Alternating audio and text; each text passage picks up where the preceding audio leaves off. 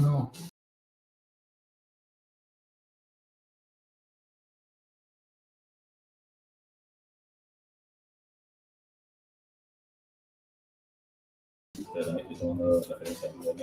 Sí, sí, pasó. 50 seconds to go.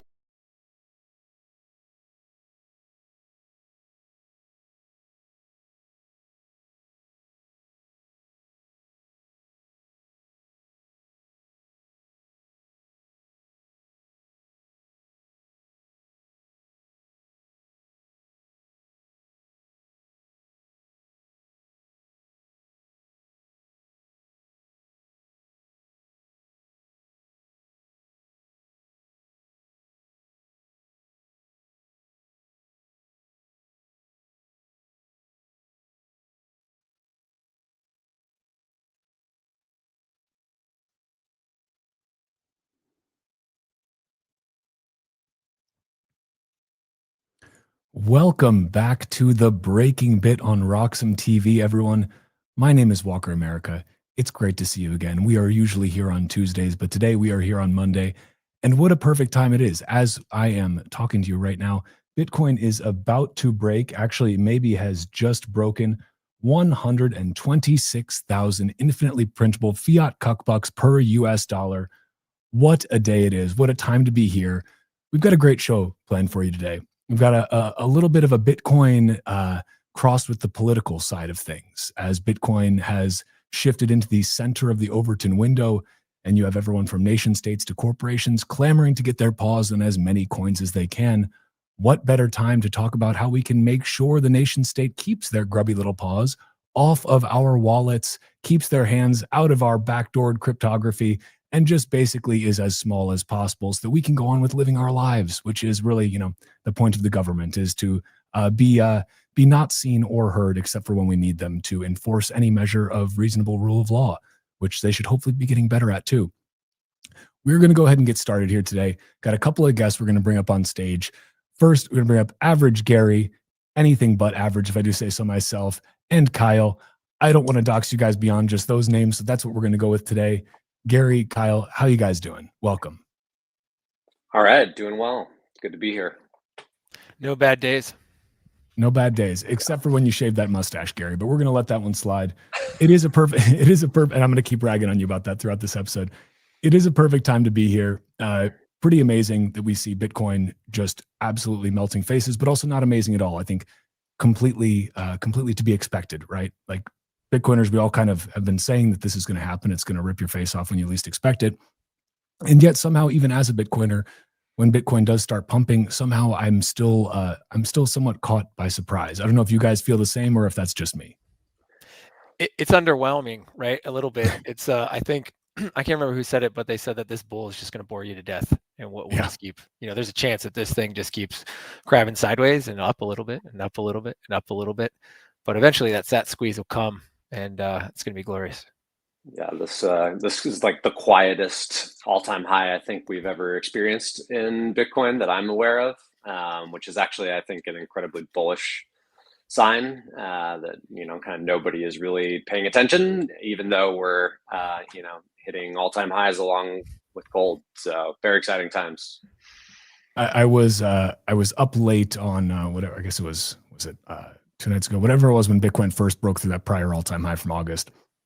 And I decided just to start live streaming at, like midnight or 1 a.m. or whatever. I had a couple of Miller Lights.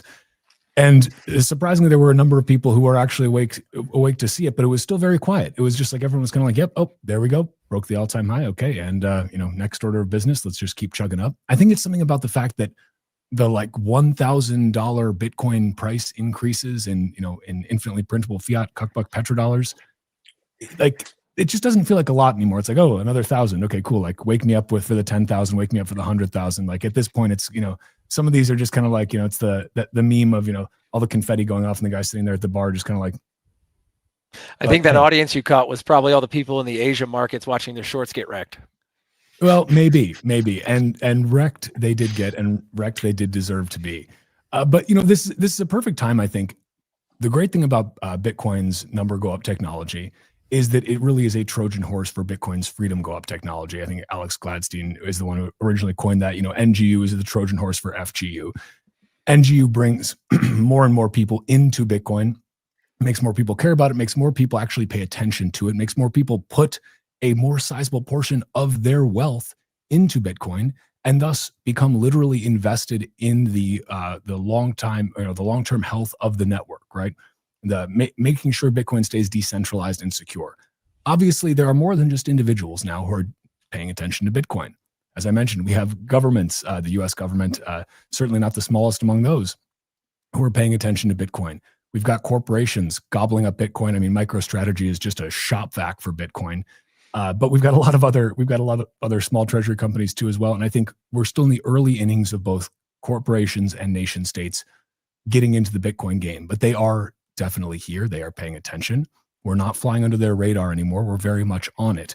And so I think now is a really great time to talk about some of the things that matter most within Bitcoin, which are self-custody, the freedom to transact, which is ultimately superordinate to our other rights that are guaranteed in the Constitution as Americans, right? Because without the freedom to transact, well, your freedom of speech is basically infringed upon necessarily so. It's hard to, if you can't even print out a poster necessarily if you don't have the ability to pay for it, right? You can't travel to a protest if you can't pay for it. If you're shut off from the fiat banking system, you're in a world of trouble. We've seen this. This isn't just me pontificating. This is something that we've seen, the Canadian trucker protests. We see this across all sorts of authoritarian regimes across the world. Whenever they want to crack down on people, whenever they don't like what they're saying, whenever they don't like what speech they're using, they shut them off from the financial system because it's the easiest way to shut somebody up. And so we're going to talk about a few different things today. One of them is the Save Our Wallets. If you go to saveourwallets.org, you can find out more information about this. We're going to talk about that campaign, some of the legislative things that are happening. We're going to talk about some of the protections that the Constitution are really quite brilliant founding fathers put in place that actually apply to Bitcoin, to cryptography, to encrypted messaging today. Now, maybe just before we get into that, if you guys just want to kind of give a very quick intro on who you are, why you're here, and just so we can kind of jump off from there. Go ahead, Kyle. Go for it. Oh, all right. I'll jump in there. So yeah, my name is Kyle Olney. I'm a co-founder of Save Our Wallets, as you mentioned, and also a longtime startupper out in Silicon Valley. And yeah, basically here to talk about the Satoshi Needs You campaign that we just launched in coordination with Coin Center and BPI over the last week. And yeah, we'll be excited to talk about that and a lot more of my background later when we get into it. But otherwise, Gary, why don't you take it from there? Yeah, my name's Gary. I go by Average Gary online. Software engineer for a day job, working on some mining technology in the open source space, and a cadre member of the Bitcoin Veterans Group, which is a group of military veterans that are on the mission of Bitcoin now, and just leading, educating the warrior class on Bitcoin, what it is, and really giving some veterans new purpose when they get out, right? A lot of veterans lose that identity and purpose. So I'm a core component of that, along with the other cadre members.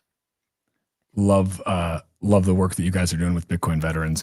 It is important to point out that you have been a self-proclaimed spook at times, back in your earlier days. But I think this actually gives you such an incredible perspective, and it's one of the reasons that I love learning from and talking with Bitcoin veterans. Is I found that Bitcoin veterans tend to be some of the most based people in all of Bitcoin because they have literally been inside the belly of the beast. They know how the sausage is made. They've seen the machine from within, and now they are here advocating for Bitcoin because they realize just how important it is. I think better than the vast majority of people out there. So yeah, super stoked to have you guys both on here.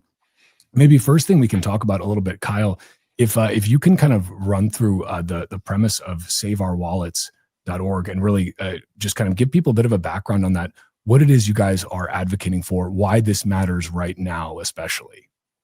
Yeah, absolutely. Well, I think you had one episode earlier in the year with Matt Corallo, who's the other co-founder of Save Our Wallets. So I won't go too deeply into the background, but I guess the overall idea is that after the elections last year, where Bitcoiners were instrumental in kind of picking the forward direction of, the administration and kind of the legislative policy that we were hoping to get out of, the Bitcoin community. Basically, this year we saw that this was all going to shift into legislative strategy, right? And we were going to need to actually implement laws for the first time in 15 years that are going to support this industry and help it grow and actually become, the vehicle for freedom that I think all of us in the community hope that it is and will become once, kind of widely adopted in the United States. And basically the campaign started out well at the beginning of this year. We got this bill that was called the BRCA, the Blockchain Regulatory Certainty Act. And it was proposed with some very strong developer protections. That was incorporated into the Clarity Act. And then the Clarity Act is now making its way, which is otherwise known as the Market Structure Bill, is now making its way through Congress as we speak. It's been voted through the House. It's now being discussed in the Senate, where they're debating, the various clauses. But over the summer, I guess the big concern for us over at Save Our Wallets and a lot of the people in the policy ecosystem was that we saw the DOJ for the very first time start prosecuting open source non-custodial software developers who are just building useful tools in order for other people to interact with the Bitcoin network and control their own keys and transact freely between one another. And this was incredibly chilling and scary for everybody, I think, who was paying attention, but particularly for us at Save Our Wallets. And this kind of kicked off the idea of needing to get a broader sort of awareness and marketing campaign going for the Bitcoin ecosystem around the idea that if we're not super careful right now, it's very possible that we could lose our right to transact freely on a peer-to-peer basis if Congress decides to, play any funny business here at the 11th hour when this bill comes to a vote. So again, tons more I could say about that, but I guess for the sake of brevity, I'll pause there and just say that this campaign is really, intended to make Bitcoiners aware of one, kind of the severity of the stakes that we're facing right now and the fact that everybody needs to get involved. And then, two, making sure that they're actually engaged and contacting their congresspeople and helping push the legislation in the direction that we know it needs to go in order for Bitcoin to remain Bitcoin. Is that the real ask of people right now is get in touch with your elected representatives, shoot them an email, give them a call, leave them a voicemail, basically, let's be honest. But is that the best way that people can take action at this time? Yeah, definitely the best way to take action right now is to pick up the phone and call. So phone calls are better than emails because emails are easy to ignore. They're easy to fake. They don't know if they're real or not. And then specifically right now, the calls are most valuable for people's senators. Since the Senate is where, kind of the current language is being debated. But I would say, there's a couple opportunities. Once the Senate finishes their bill and takes a vote, then there's going to have to be a conference committee where they, marry the two different bills, and then there will be a final vote. And it's entirely possible that the protections and the language that we need included in this law as Bitcoiners to protect open source developers could be stripped out at any point along the process, all the way up until the final vote. So it's very important that people just, again, pay attention and get engaged in this process, right? People are kind of under the wrong assumption that we're winning right now and that we may be winning so hard that we're tired of winning. And actually, it's quite the opposite. We are actually losing ground, in my opinion, right now as a community, and we need to be incredibly vigilant in this moment and stay engaged. I think it's an important thing too to remember. The government doesn't give us rights, right? Their laws are there to protect the rights that we have.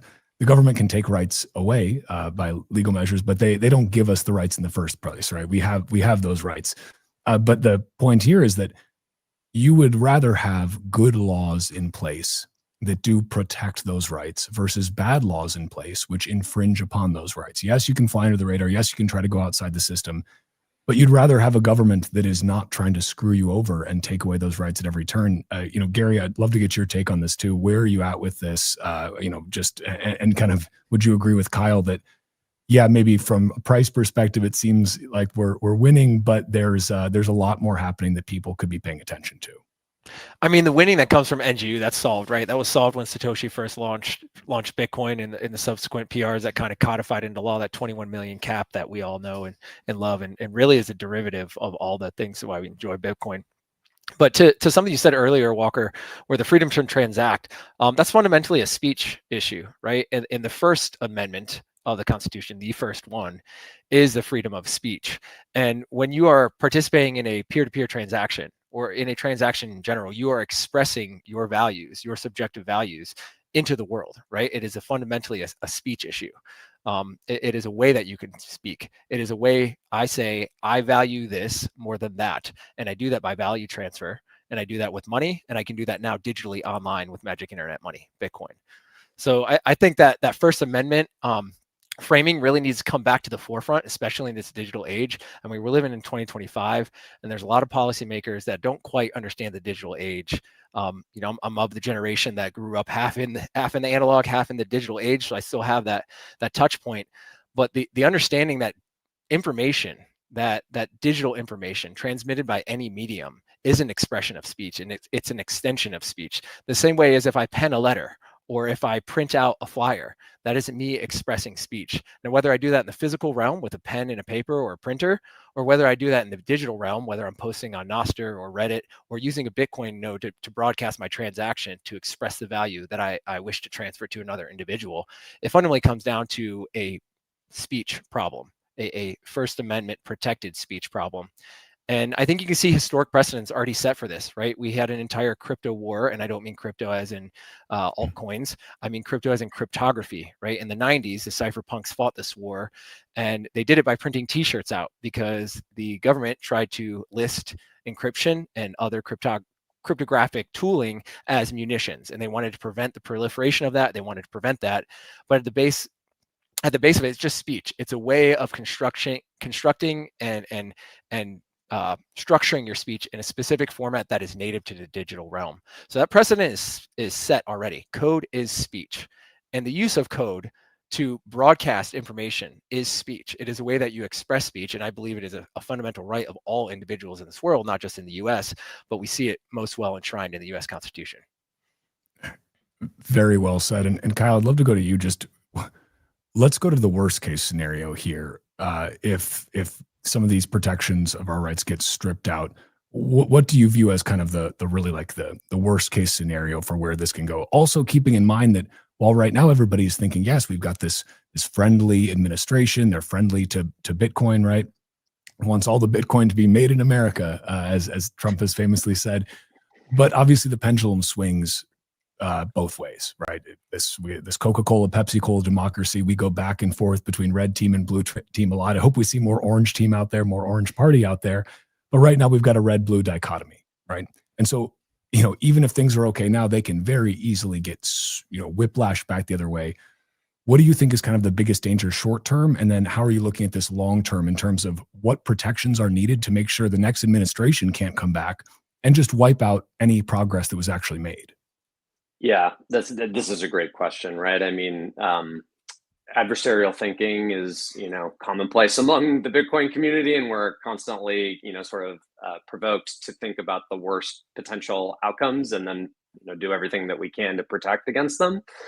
And so, you know, here I'll just say that, you know, the worst potential outcome here is that, you know, this is the slippery slope into a, you know, totalitarian panopticon, right? I mean, there is a very real potential where if we were to lose the ability to execute peer-to-peer transactions between two willing parties without government interference or the need for a licensure from the government, that, you know, you basically, as we just said, would have your right to free speech, to free commerce, and therefore to economic liberty completely, you know, snuffed out, right? And this is something that, you know, again, feels a little bit extreme in the current moment that we're in. But as Gary said, I mean, there's a pretty straight line that connects these things together once you start down the path of saying, okay, well, you know, this form of speech is something that we need to police and control. And you need to come and register with the government before you can execute this type of speech,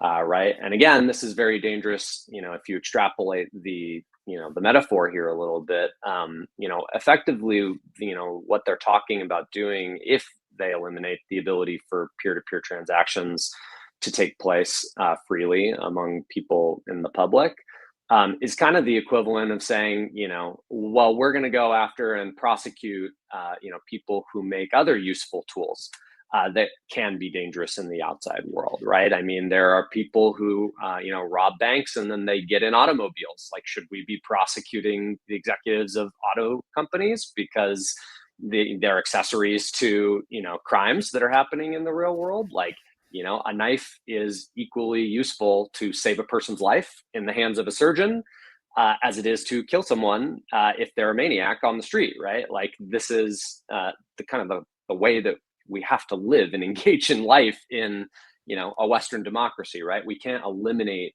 100% of the risks.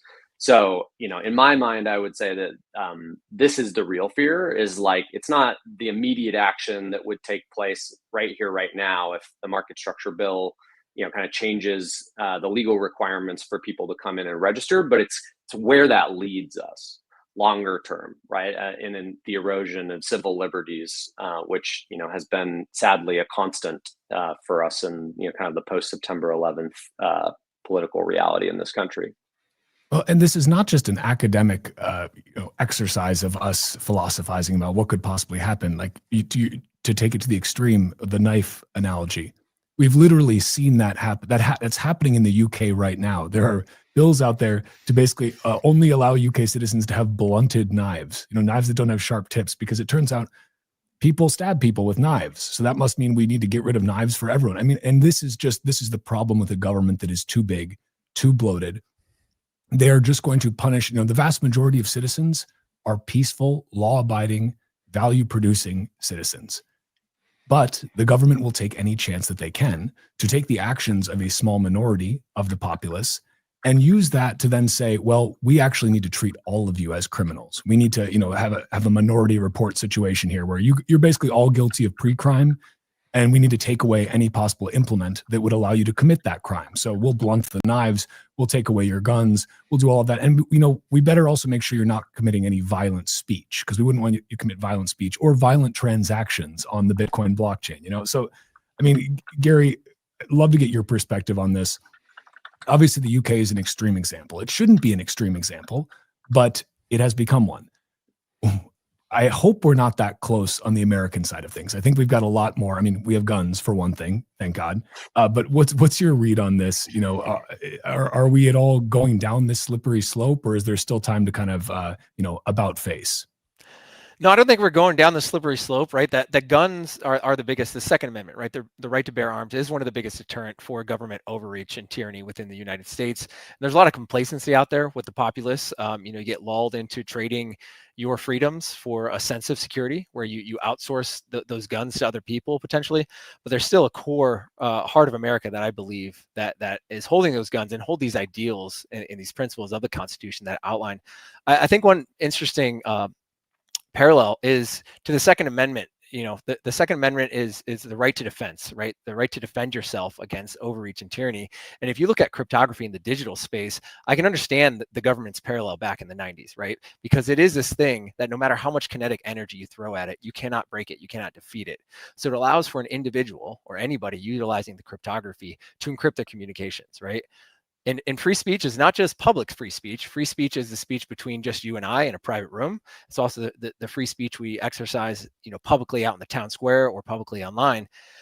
But encryption and cryptography that enables it gives you this asymmetric advantage to conduct personal business. If you look at the Fourth Amendment, the right, you can't be searched or seized without due process.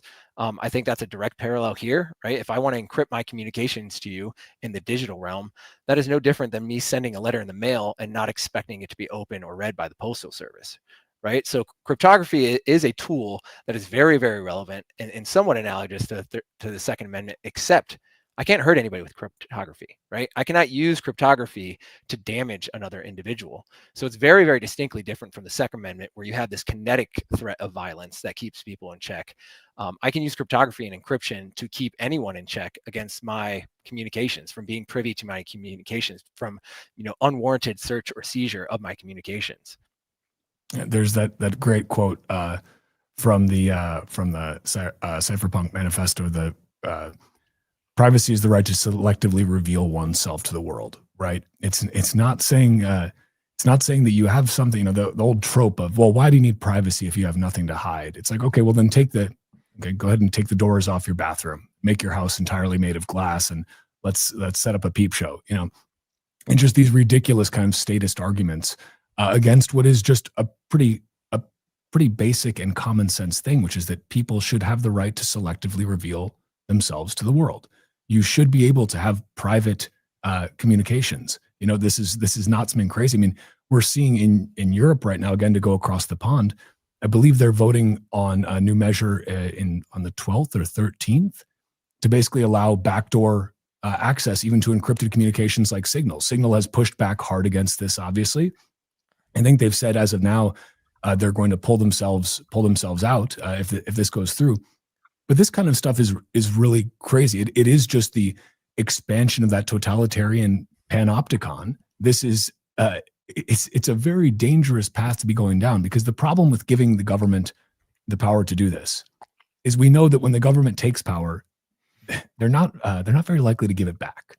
And that's, I think, what people seem to apparently forget. Like, especially if it's during a crisis, because a crisis can always be manufactured. So, I mean, Kyle, and real quick, Gary, I know you have a hard stop. Remind me what time that's at. You're okay? We're good. Well, fantastic then. That's wonderful. In that case, let's keep on rolling. So I'd love to just know, I mean, we're entering into an era where I think America has obviously has long been a bastion of free speech, of whatever is as close to capitalism as we can get, while still having a central bank that controls the price of money and the issuance of new money. So we're about as close to a capitalist society as you can get, I suppose. We still got a long way to go. We got to end the Fed. That's a different story, though. They're going to end themselves eventually. But in a lot of the rest of the world, we are seeing what looks to be a slippage backwards. We're in the Western world, the so-called developed world, the so-called liberal world. We are seeing a slippage back towards authoritarianism, towards totalitarianism. This is really a terrifying trend. I mean, it seems to be that like America now more than ever needs to really draw a hard line in the sand and reject these kinds of totalitarian temptations that are coming out. I mean, is this, you'll have to remind me, Kyle, of the exact bills that were in question here. But are these a step in the right direction? Do they go far enough? What else do we need beyond these to really make it clear, hey, in America, you have the freedom to transact. You have the freedom to hold your own money. And we've never been able to actually do that before. Cash is obviously a bearer instrument. Gold is a bearer instrument, but you can't self-custody digital dollars. It's not possible. You have to have a bank. You have to have a third party. You can self-custody your paper dollars. Unfortunately, those degrade. They're not so good for that, and they lose value constantly. So we've got Bitcoin now, thankfully. What do we need to do to make sure that our rights to use Bitcoin, as we should be able to, are protected? How much further do we need to go from the legislative side, in your opinion? Yeah, I mean, I think this is a really important question for everybody who's in Bitcoin, whether you're here as an investor or a political activist or whatever your reason for participating in the Bitcoin network is. Again, we've sort of taken, from my perspective, we've kind of taken for granted a lot of these rights and privileges that we just assume are part of Bitcoin for the last 15 or 16 years since they were gifted to us by Satoshi. This is the first moment in the entire history of Bitcoin in the United States where we actually have the opportunity to encode these American values, which were imbued in Bitcoin, into American law for the first time, right? I mean, again, a lot of us just assume these rights are ours and that they're perpetual and indefinite because they are ultimately American values. They're based on American values. But until there's actual laws on the books, we don't have these protections. And I think that's the thing that's the most important thing for everybody who's listening to this to walk away from this with, is that this is why the current legislative moment is critical for everybody to be getting engaged and participating in. If we were able to get the language that's in the BRCA, now the Clarity Act, or now I believe that the bill in the Senate is called the RFIA, the Responsible Financial Innovation Act. There is strong language that's being contemplated that would be incredibly useful for Bitcoiners to have these defenses if it makes it through. But the challenge with our kind of current government system is that, while this isn't a current challenge, maybe necessarily as a structural challenge, but one senator has the ability to derail the entire legislative process and change the entire scope of the bill. And as we all are aware, there is an anti-crypto army that exists in the Senate in particular, with Elizabeth Warren and the kind of failed policy leaders of the last administration. And I think that it's a very dangerous situation that we find ourselves with, where they could just have this language pulled out of the bill, and we would end up with none of the necessary protections that we in the Bitcoin community care about in these bills, in these market structure bills. But the larger sort of token universe, people who are interested in getting legislation so that they understand how they can issue digital securities and not digital securities, these interests which are substantial and have very large lobbying pockets, they may not care about whether or not these protections exist in the final bill or not. And as we're all aware, Bitcoin has no CEO, it has no centralized organizing leadership team. There is no marketing team. And so we find ourselves in a very dangerous position as Bitcoiners, where at the moment, everything looks like it's on a glide path, and actually we'd be happy with most of the language that's being discussed. But it's entirely possible, as these things usually happen, that the night before the vote, which is currently unscheduled and we don't know when it's going to happen, they'll release a bill that's hundreds to thousands of pages long. Nobody will have read it. Nobody will understand what's in it. The members will be asked to vote with the caucus in one direction or the other, kind of 11th hour, and we may get forced into a regime that is very dangerous for Bitcoiners in the United States moving forward. So I would say that this is the reason that everybody needs to pay attention, and our best opportunity is now. The best opportunity is, let's influence this bill. Let's get the language in that we think is necessary in order to ensconce these rights and make them defendable moving forward. And then, kind of to rewind back to your prior point, then when the next administration comes in or the next Congress gets seated, we don't find ourselves in a position where everybody who's been working on behalf of crypto or Bitcoin for the last 4 years during a friendly administration ends up on a hit list, right, of people who are now being targeted for activities that are just normal American sort of values-based activities, right? So yeah, I think that's probably the most important point I'd want everybody to take away from this right now. I think too, one of the things with the American ideals and sort of the principles that this country was founded on, one is, this country is founded with privacy in mind, because there was a way you had to get a message between the revolutionaries back in 1776 to make sure that this thing was coordinated and we could fight for the right to rule ourselves and have representation within rule. But back to your point about the Bitcoin veterans and how base we are, that's because a lot of veterans, when they sign up, they might get propagandized or psyoped into the war machine, but the messaging was very clear, and it resonated with a lot of, it resonated with myself, and it resonated with a lot of people, exporting freedom and democracy, right? That sort of thing. We have an opportunity now in America to truly export freedom and democracy without that being a tomahawk missile down your throat. We have the ability to export freedom and democracy because the incentive structure of Bitcoin aligns with American ideals of individualism and representative government, right? If the government is left unchecked because they can just print, ad infinitum, that is not a representative government, right? That is a government that can do whatever it needs to do as long as it can hit that money printer. And so Bitcoin is an opportunity, and I think a lot of Bitcoins will resonate this. It's an opportunity to peacefully export these ideals of freedom and democracy. And if we cannot do that in a peaceful manner here in the United States, then the rest of the world's going to suffer. You know, the US has been a long time leader on a number of different fronts. We can talk about the bipolar world or multipolar world as that goes, but I see an opportunity for it to step up again and lead with these fundamental civil rights that Bitcoin enables.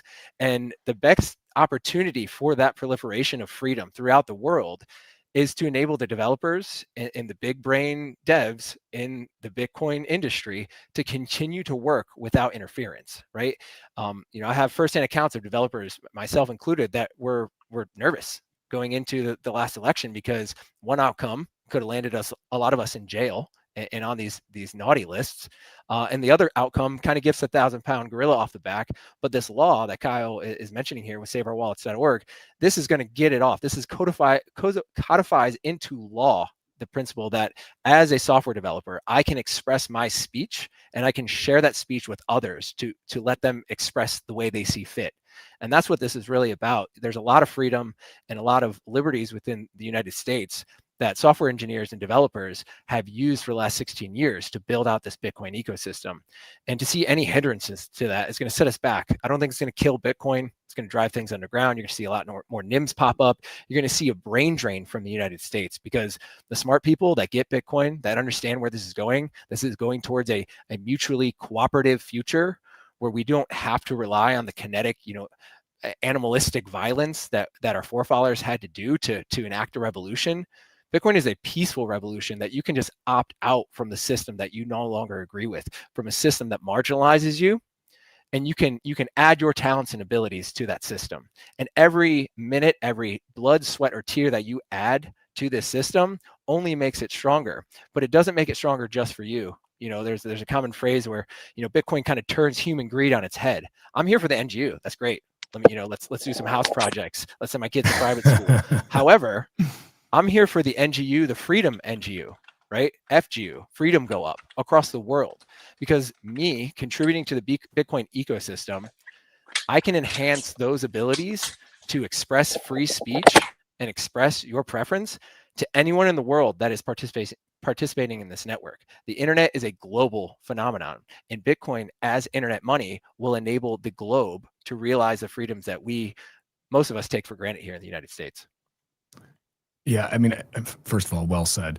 And second, I think it's perhaps a little bit frustrating because one would think that our constitutional protections should be sufficient for this, right? Gary, you made the case earlier about why, in fact, so much of this, when it comes to cryptography and actually the freedom to transact, the fact we're talking about, speech and protection against unlawful search and seizure. We're talking about very basic things that have actually been enshrined in our Constitution from the start. And yet it becomes apparent that, well, depending on who's in power, they actually don't care too much about the Constitution. And they will find ways to get around it and to try and eviscerate those, the protection of those rights that the Constitution enshrined. And so, from your perspective, I guess, Gary, should the Constitution be enough? And is it just the fact that, well, you know what, it's not because we can't trust the government? I mean, the other side of this is, okay, if we keep needing the government to write more and more and more and more laws just to protect the things which are already protected, do we even have protection from them in the first place? Because the Constitution is there to protect the citizens from the government, right? That's the whole point of it. And I think people may have lost the plot on that a little bit. Yeah, I mean, the Constitution at the end of the day is a piece of paper. It's an idea, right? And with all things, with all revolutions, they start with an idea. And Bitcoin is this idea of a peaceful revolution, right? It's an idea of, I don't agree with the current system and the current rule state. So I can study Bitcoin. I can understand the rules that I'm getting into. I can understand this monetary system that I'm diverting my time and my energy into. And I can voluntarily include myself into this. Right? That's something that you haven't seen, I don't think, before in humanity, where you as an individual can opt out of an existing paradigm, an existing system. And I think one of the fundamental things is this violence piece, right?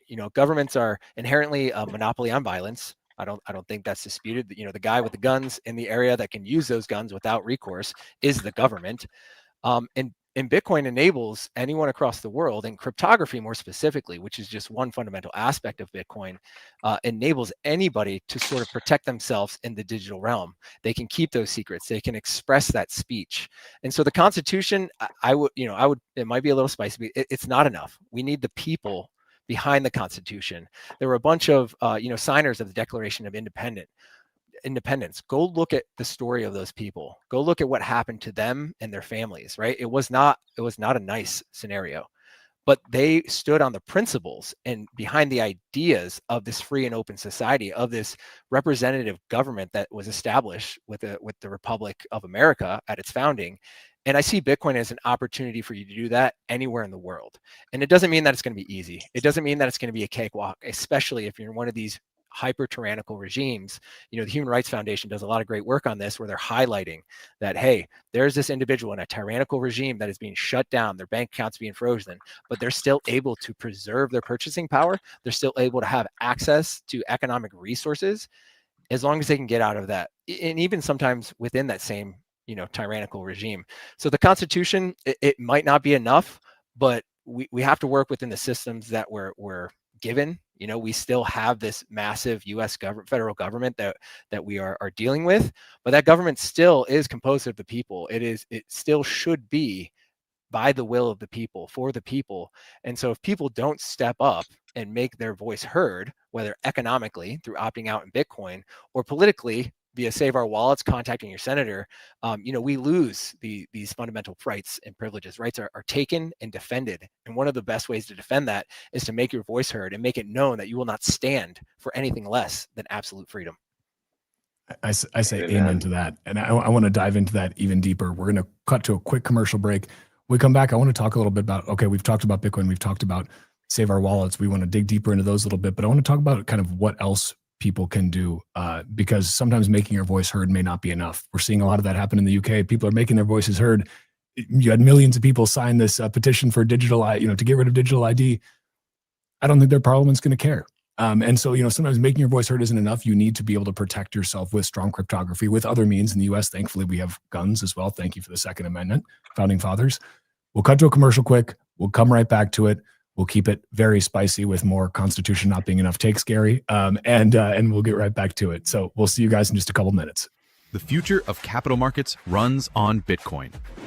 Introducing Roxum, the first ever exchange where Bitcoiners can trade treasury stocks entirely in BTC.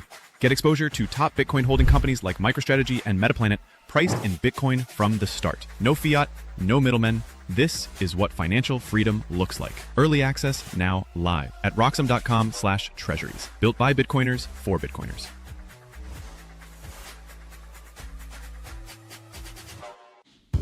So, tell us about your furry friend here. What's his name? Oh, this? This is Bitcoin. Bitcoin. It's not just a cat, he's family. Quite a name, and I must say, looks quite pampered. Oh, absolutely. Bitcoin deserves nothing but the best. He's my little prince. But with such a valuable pet, aren't you afraid of losing him? Losing Bitcoin? No, it never happened before, so it's not something I worry about. Excuse me for a moment. Bitcoin, stay here, right?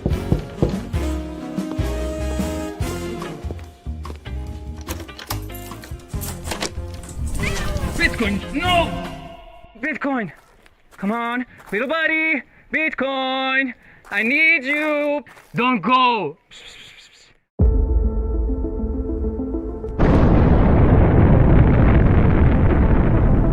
In a world far away. Nah, just kidding. This story begins in this world. It all started in 1460 in Antwerp, when the first commodities exchange was created, but the real transformation came in 1602, when the Amsterdam Stock Exchange was founded. Considered the oldest in the world, it was the first to trade financial assets.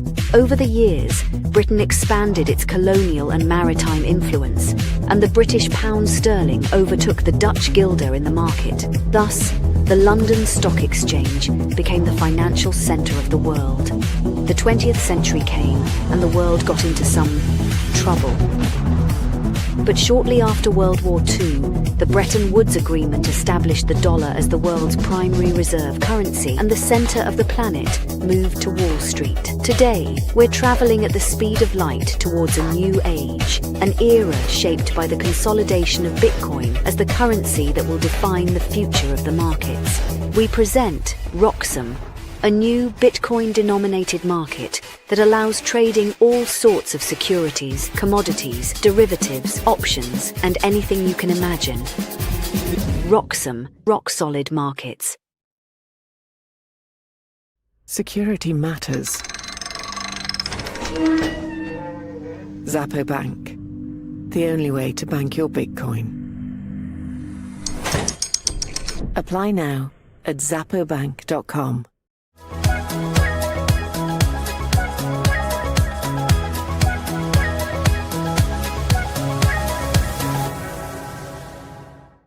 The future of capital markets runs on Bitcoin. Introducing Roxum, the first ever exchange where Bitcoiners can trade treasury stocks entirely in BTC. Get exposure to top Bitcoin holding companies like MicroStrategy and Metaplanet, priced in Bitcoin from the start. No fiat, no middlemen. This is what financial freedom looks like. Early access now live at roxum.com/treasuries. Built by Bitcoiners for Bitcoiners.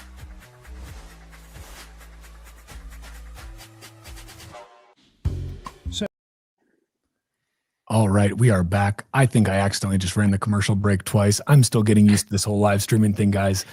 We are here back in the breaking bit, and this name is still TBD. I'm still not sure if I like it, but it is growing on me a little bit. Gary, Kyle, we have been talking about the constitutional protections that our incredible Constitution does or perhaps does not offer us as it relates to Bitcoin, peer-to-peer transactions, strong encryption. And one of the things that I want to talk about, we mentioned, for anyone just joining us now, we're talking about Save Our Wallets. If you want to know how you can get involved with this and how you can hopefully help to let your senators know that you'd like to see the U.S. take a positive direction on the state of legislation as it relates to self-custody and the freedom to transact peer-to-peer, go to saveourwallets.org. I think it's a fantastic mission. One of the things I want to talk about, though, too, is what else can people do? Because sometimes calling your senator isn't enough. Sometimes the government just doesn't listen. Sometimes the government is too bloated and too corrupt. I'm not saying ours is either bloated or corrupt. I mean, it's definitely bloated, but they're not all corrupt. There are some good people out there, I'm sure. But what else can people do right now? I mean, we have Bitcoin, fantastic, but more than Bitcoin is needed, right? And Gary, I'd love to kind of hear from you because you are super just tuned into this on the tech side of things. What are you looking at right now in terms of other tools that enable individuals to maintain their privacy, to communicate in censorship-resistant ways? What's on your radar right now? I think the maintenance of your right to privacy is a great way to do that is mining Bitcoin, right? It's a fantastic way to stack KYC private Bitcoin directly to your wallet. And I see a lot of developments on that front. Historically, in my opinion, the mining ecosystem, the engineering of it has been largely neglected.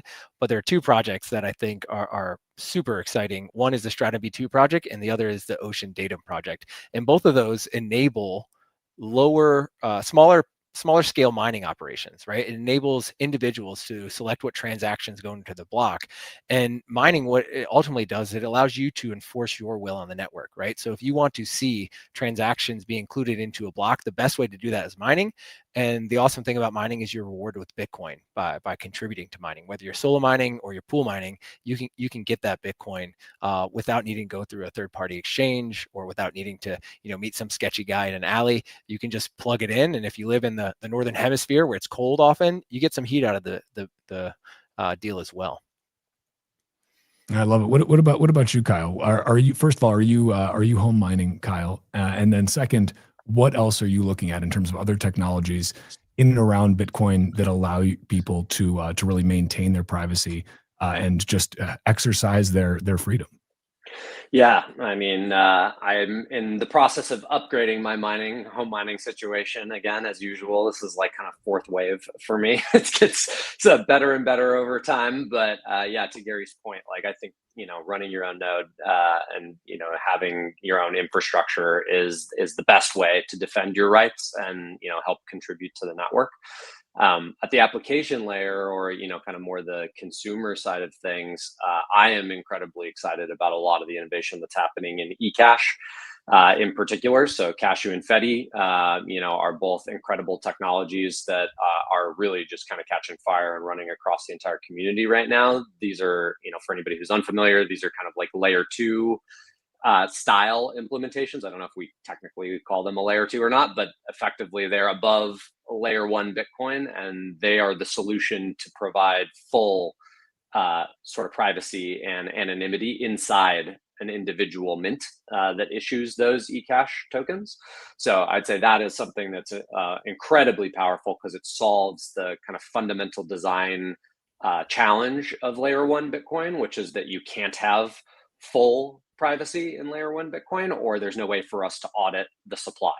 Right. So moving to eCash layer 2, I would say, is like the most exciting thing from an economic use case perspective. And then, of course, I have to mention BitChat as, the big thing that has rolled out recently in the last, I don't know, maybe 60 days now. I can't remember exactly how old it is, but it's a brand new hot thing. It's already been used in, organizing in Nepal for this, kind of government protest and, new government that was implemented. And, I think BitChat is enormously positive for everybody to be able to communicate peer-to-peer in the real world with no need for an internet connection or a cell tower to intermediate your communications with your friends.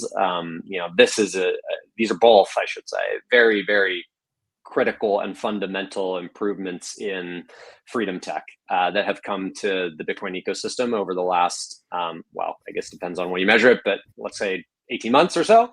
And I strongly encourage everybody to both use these technologies to the extent that they're capable, and or, if you're a builder, getting involved in actually building on these applications and extending their capabilities, because, kind of as you mentioned at the top, like number go up is awesome, but freedom go up is what we should all really care about in this community. Yeah. One other, agree with everything you guys said.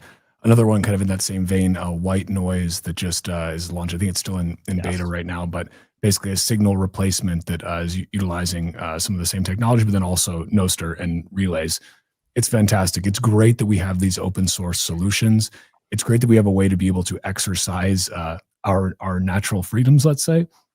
Another thing that I want to talk about, and this is leading us into our next guest who's going to be joining us here as well, is the ability to really hold our government accountable. Because we're talking about things that we can do on the individual side, right? Things that we can do to be able to exercise our freedoms, even underneath the yoke of a tyrannical government. However, let's hope that our government doesn't get tyrannical. Let's hope that we can hold them to account. Let's hope that we can be a check to that power, as we should be able to. They work for us, or at least they're supposed to. The next person I want to bring up here is Carlos Torriello. I hope my pronunciation of your name was okay, Carlinho. Good to see you. Carlos is with Simple Proof. Maybe Carlinho, I'll let you give a little bit of an introduction to what Simple Proof is, because I think it's one of the most exciting things happening right now as it relates to using Bitcoin in a very logical and kind of novel way that can actually hold government to account. Right on. Well, appreciate that. And hello, Kyle and Gary. Always a pleasure to see you guys. Love what they're doing. And Simple Proof, we leverage the open timestamps protocol. So I would say novel in the sense that it's something that's been around for quite a while now, but taking it into the public record space is the real innovation. And so, we believe all government records should be permanent instead of private records being permanent, right? I believe Snowden wrote a book called Permanent Record. I believe that should be the case for the public record and not our private records. So Bitcoin allows us to do that, and I don't see why not. Yeah, I think that it's, you correctly pointed out there, the open timestamps developed by Peter Todd has been around for a number of years now. But you guys, one of the reasons you've been on my other show before, the Bitcoin podcast, some listeners may have heard of it. It's the fastest growing Bitcoin podcast in the world, so they say. But you've been on there. We talked about this at length because you guys actually secured the results of a massive election, countrywide election, And what continues to blow my mind is that this did not get what I think is the press that it actually deserved at the time or after. A lot of us tried to boost this to talk about as much as we can, but can you talk about this a little bit so people know actually the scale of what you guys have already done, both in Latin America, but then also here in the US in our last presidential election? For sure, my pleasure. So we took the open timestamps protocol and through simple proof built tools that make it simple for anyone to use, even government bureaucrats, and demonstrated its use case in 2023 for the Guatemalan national election. In that case, we timestamp absolutely everything that was being produced and published to the internet. That was hundreds of thousands of election results. Guatemala has 18 million people living in it. That is more than 45 out of 50 states. 9.2 million registered voters, and it became the first country on earth to protect a national election with blockchain. So we were the first in terms of blockchains, and we used the only blockchain that matters. And so we did that in 2023, and in 2024, did it in the United States in Screven County, Georgia. So went from the large scale 9.2 million registered voters to the extreme small scale 15,000 person county on the border of South Carolina and Georgia, with our first client there, Stacy Scott, who's the election administrator, and she proved that this can work not only at the nation state level, but also in a small county where it doesn't matter that you don't have the ridiculous IT budget and tons of cybersecurity experts at your disposal. Rather, it's that you know Bitcoin, study Bitcoin, and when you study Bitcoin, magical things happen. So we have protected the first government records with Bitcoin, and did it just in last November elections, but since improved the tools and are excited to share that anyone can start using them. I think that this is so just fascinating, because this is something, and Carlos, you and I have talked about this before, when I was expressing just my incredulity that that the U.S. just wasn't jumping on board with this, that they weren't just champing at the bit to implement this across all of the counties, in the U.S. But this idea that if you care about free and fair elections, you should want to make sure the results of those democratic elections, electing your representative government, are in fact legitimate, that they haven't been tampered with, that nobody has been going in there and cooking the books. This is obviously a contentious point across the world, but for us in the U.S., this has been a very recently contentious point. It seems crazy to me that this is not something that is just widely accepted as the norm. That they would say, yeah, of course we should be doing this for our U.S. elections. Of course we would want to know if people were tampering with election results. Of course we'd want to, timestamp them. We'd want to hash them using open timestamps onto the Bitcoin blockchain so that we know that that was recorded at this time. This is crazy to me. Carl, I'm going to go back to you in a second, but Gary and Kyle, I'd love to get kind of your thoughts on this.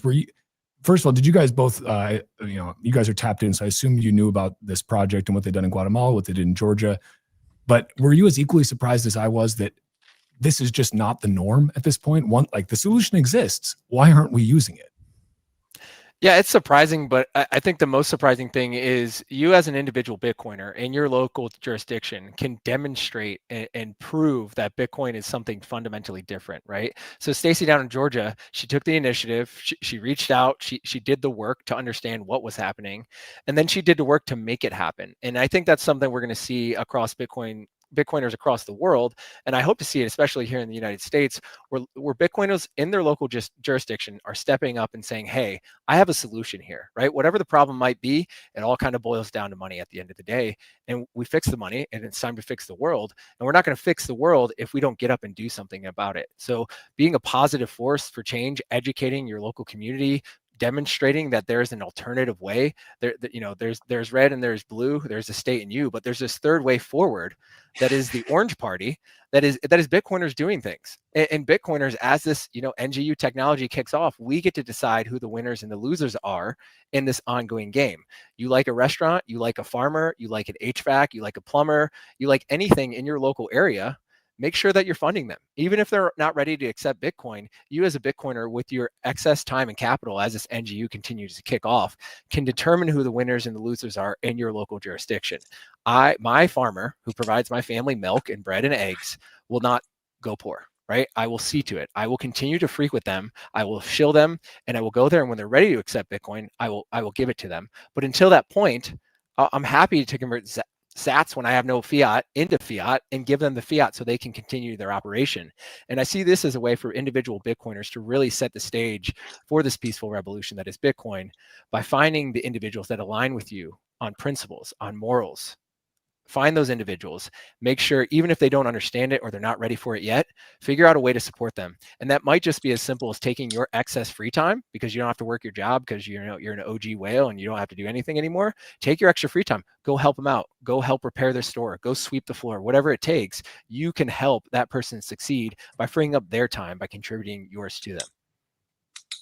Yeah, I'll just jump in there and say, Bitcoin is an open, peer-to-peer, decentralized truth machine, right? Like that's one way that you can think about Bitcoin as a technology, and obviously that's incredibly important for everything that we're talking about with simple proof. But I think that the point that you're making, Walker, is an interesting one I want to return to, right? Like we've seen for arguably the last 25 years since September 11th in this country, kind of a continual erosion of civil liberties and kind of a development of behaviors that are kind of antisocial, I would say, in terms of kind of the traditional American context. And I think this is why, for instance, we were saying that Bitcoin veterans are probably the most based Bitcoiners that are out there, right? Like they actually understand these rights and the importance of defending them.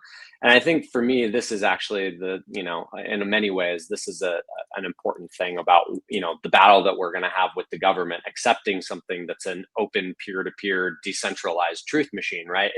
You can't cheat this. There is no way to go back and change past history once it's been, kind of collectively agreed by everybody in the world on, the truth machine. And so naturally, this creates a lot of problems for the places where people like to cut corners, bend rules, kind of implement things that may not be 100% by the book. And I'm not saying that our government would ever do anything like that. But, I think it's just a reality of the world that this is a confrontational thing for people who would want to make up their own story about what has happened or what might have occurred. And so, again, I think this is one of the reasons that it's incredibly important that we defend these rights and maintain the neutrality of the network and assure that you don't need to get a license in order to interact with the Bitcoin blockchain, right? Because if we do that, that's when we start closing the doors and things start to get really scary really quickly in broader society. Well said, Gary. I know you've got a drop here. Kyle, do we have you for a few more minutes, or yeah, I can. Okay, in that case, Gary, I'd like to thank you for coming on here. Appreciate all the work that you do. Definitely encourage folks to check out what you guys are doing at Bitcoin Veterans. I think it's fantastic. And if you are a Bitcoin veteran who is listening to this and you're looking for another great group of veterans, get in touch with Gary. Reach out to the Bitcoin Veterans. It's an incredible group of guys. So thanks for all you do, Gary. Appreciate it. Thank you. All right. So, Carlos, I'd love if you can maybe walk us through a little bit more what you guys are working on right now and sort of how you see this evolution of simple proof happening. Because obviously, okay, Guatemala was huge, right? And even this one county, even though it's 15,000 people versus the 18 million in Guatemala, that's still a huge step because and this is also the way that the U.S. Elections work. Maybe people don't actually know that, is that it is kind of controlled at that county level. Can you talk about that a little bit? Can you talk about, is that your next kind of goal, is to continue the expansion amongst the U.S. electorate to basically get simple proof to become the norm? So our main focus is now going to be public records more broadly. Okay. Because elections are a subset of public records. So now on the election bit, folks can go to simpleproof.com and open a free account. And we've built this over the last few months with our clients in Georgia to make it so that we don't need to be focused on doing that. It's more a matter of the tools are there and people can use them, and they don't need to have any significant technical competency. It's just a matter of you need an email address and you need to know how to fat finger your way to uploading a file. And so it's been exciting to just say getting the technology where it now works at the smallest scale, so that anyone who is in that position and wants to use this to protect their election records, they can, right? And it's literally free up to a certain amount that people use on a per monthly basis. So we have a freemium account for folks that need anything but an email address. And so if you produce a few records or your own personal sensitive information that you'd want to protect, one of the use cases is folks when they use they produce a last will and testament. It's very good to have a notary saying what your last will and testament was and when you created it, right? So if you're trusting some lawyer to show your family what your last will and testament was, well, it'd be good if that lawyer provides proof on Bitcoin that your last will and testament was produced on a certain moment on the Bitcoin blockchain, right? So people can start doing that now. And the other reason I use that example is our free software allows you to do that without sending us your last will and testament.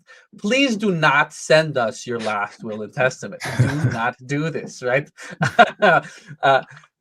We'll improve our educational resources, but all that we need is actually the hash. And so within our software, you can just click on a button that says file hash, and you'll be able to create the hash locally on your device and then just send us the hash. And that's all that we need to go to Bitcoin and create a timestamp for you. So we did this and we built this for our client in the elections. Specifically, it was to protect the voting rolls. I didn't expect that to happen, but this is a response to that. And I now know that usually people have this, folks in the elections have a requirement to protect voting rolls and to close them by a certain date. And the more I ask, it's unclear how people prove this. It's just kind of a trust me bro society where only in the cases where there are problems do we then find out whether or not the voting rolls were closed. So what we built is a way for someone to just send us a hash of the voting rolls, and so they can prove that the polls were closed as of that block height, right? So just like your last will and testament, you should never send that to me. Our clients should never send us their voting rolls, but we now have the tools to still prove that those things happened without sacrificing that confidential nature of information. Well, I think it's interesting too, because, voting is one of the very should be very obvious applications of what you guys are doing with open timestamps through Simple Proof, right? But there's another one that you and I had messaged about a little bit before this, was this whole snafu with the Library of Congress apparently missing some sections of Article 1 from the Constitution's annotated website, and they learned that this was due to a coding error. So this is kind of crazy. It's like we're just the Library of Congress is just missing parts of the Constitution, apparently. Like, it seems like we might want some very, let's say, truthful versions of that, original versions of that, actually timestamped, hashed into Bitcoin. I mean, this, again, it's kind of like, the government tries to rewrite history a little bit.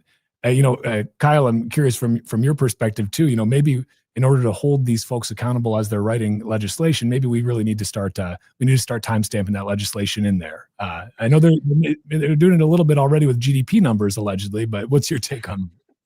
Yeah, I mean, I think this is a great call. And, another thing that I would say about the situation, this kind of reminds me, I actually got my start as a regulator during the great financial crisis on Wall Street. And I was intimately involved in both the stabilization and recovery cleanup of the kind of financial system after it crashed in 2008.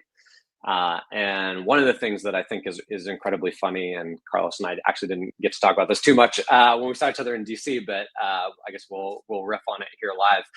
I think one of the more interesting things is that people now, the historical revisionism and being able to like kind of reimagine what happened during that time period has gotten really extreme to me as somebody who was in the trenches, kind of having the fight and, kind of struggling to keep it all together when it was happening, to have watched all of the, sort of bad actors who led to the vaporization of trillions of dollars in middle-class wealth around the world just literally walk scot-free with almost no penalties at all, and just kind of a convenient forgetting of the actual costs that were associated to our larger society from something like that. I mean, to me, that's another like extremely valuable use case for things that we should collectively, put into the time chain and say like, these things happened. We need to remember that these things happened, and that should be kind of a focal point for people to organize their, activities around, whether they be political activities, financial activities, et cetera. Right. I mean, it's kind of unthinkable to me that you can just put your head down and kind of disappear for 5, 6, 8 years and then come waltzing back out into the private sector like nothing's happened, and everyone just forgets conveniently that you may have been a bad actor in the past. And with a heck of a salary to boot. I mean, you will be getting paid buku bucks, many petrodollars. Guys, we do have to cut to a commercial break real quick. When we come back, I think I actually have the perfect video, very short, to feed off of what you were just saying, and Kyle, and really, Carlos, it makes the case for what you guys are doing so much. And it is from the legendary freedom fighter who is now back with his family, thank God, Julian Assange. We will be right back with that in just a couple minutes. We'll cut to a commercial break. Don't touch that dial. We will see you soon. The future of capital markets runs on Bitcoin. Introducing Roxum, the first ever exchange where Bitcoiners can trade treasury stocks entirely in BTC. Get exposure to top Bitcoin holding companies like MicroStrategy and Metaplanet, priced in Bitcoin from the start. No fiat, no middlemen. This is what financial freedom looks like. Early access now live at roxum.com/treasuries. Built by Bitcoiners for Bitcoiners.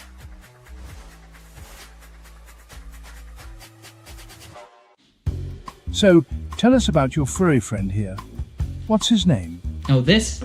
This is Bitcoin. Bitcoin? It's not just a cat, he's family. Quite a name, and I must say, looks quite pampered. Oh, absolutely.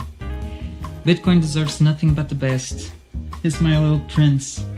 But with such a valuable pet, aren't you afraid of losing him? Losing Bitcoin?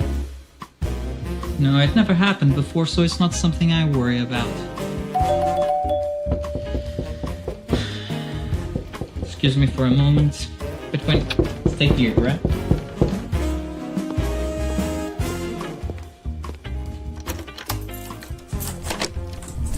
Bitcoin, no!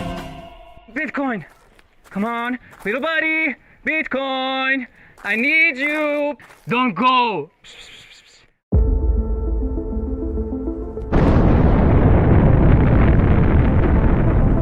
In a world far away. Nah, just kidding. This story begins in this world. It all started in 1460 in Antwerp, when the first commodities exchange was created, but the real transformation came in 1602, when the Amsterdam Stock Exchange was founded. Considered the oldest in the world, it was the first to trade financial assets. Over the years, Britain expanded its colonial and maritime influence, and the British pound sterling overtook the Dutch guilder in the market. Thus, the London Stock Exchange became the financial centre of the world. The 20th century came, and the world got into some trouble. But shortly after World War II, the Bretton Woods Agreement established the dollar as the world's primary reserve currency, and the center of the planet moved to Wall Street. Today, we're traveling at the speed of light towards a new age, an era shaped by the consolidation of Bitcoin as the currency that will define the future of the markets. We present Roxum, a new Bitcoin-denominated market that allows trading all sorts of securities, commodities, derivatives, options, and anything you can imagine. Roxum, rock-solid markets. Security matters. Zappo Bank. The only way to bank your Bitcoin. Apply now at zappobank.com.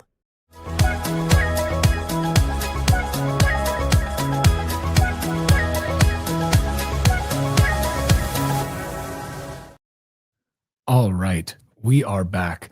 So just before the break here, we were talking about the fact that governments have a tendency to want to rewrite history, let's say, to paper over the inconvenient parts of that history, especially, and if they have a government bureaucrat who is looking for a job after they leave the bureaucracy, and they want to make sure that they can get one and not be a pariah, they need to do a little bit of a whitewashing of their history. So what I want to share here next is a video of Julian Assange here, and I'll just go ahead and let me see if I can find it here. One moment. All right. Hold on. Okay. Let's see. Sorry, guys. I'm super bad at this. I swear I had it ready to go. Okay. One moment, please. Moral of the story, it's a video from 2014. Quite seems like ages ago now. This is a really just incredible video, and I swear I will be able to get this up here. Just 1 second. It is a banger of a video, and we need to see it. All right, let's see. Here we go. All right. Can you guys hear audio on this? It's probably the most interesting intellectual development on the internet in the last 5 years. A lot of people will have heard about Bitcoin but not really understand it. So you think, okay, it's some online currency. What's the big deal? There's, you can have a PayPal account. That's kind of like an online currency, or even your Visa card. Well, actually, all the processing occurs online. Isn't that really like an online currency? Or you can buy gold. That's kind of like an online currency. But Bitcoin is different because it is a currency that cryptographically backed, multi-jurisdictional, which means that it's very hard for any one power group in any particular jurisdiction to start turning it into a rent-seeking apparatus. The underlying technology of Bitcoin is cryptography on the one hand, and the ability for cryptography to create situations that can defend itself or the people who use it against even the full might of a superpower. A full might of a superpower doesn't help you smash a mass problem. A mass problem is a mass problem, and it's something that is connected to the existence of intelligence in the universe or basic physics. It's not something you can get at simply through overwhelming coercive power or lots of people. And the other underlying basic technology is proof of publication at a particular time. And we've never really had that. In the digital world, we can delete history extremely easily, and history, even without an attempt to delete it, starts disappearing. As a result of startup companies going under or particular bits of history not becoming profitable anymore.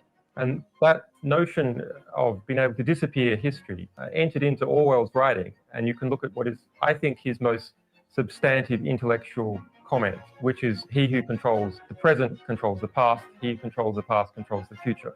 And it's this notion that the past as an archive, as a history of our civilization, as a history of development, is in fact present right now in something physically contained in the library, in computer servers, in human beings' heads. That history doesn't exist except remnants that exist in the present. And so if you can get at these remnants, you can make particular inconvenient parts of history disappear and amplify others. Yes. Bitcoin, in its underlying technology, breaks Orwell's dictum.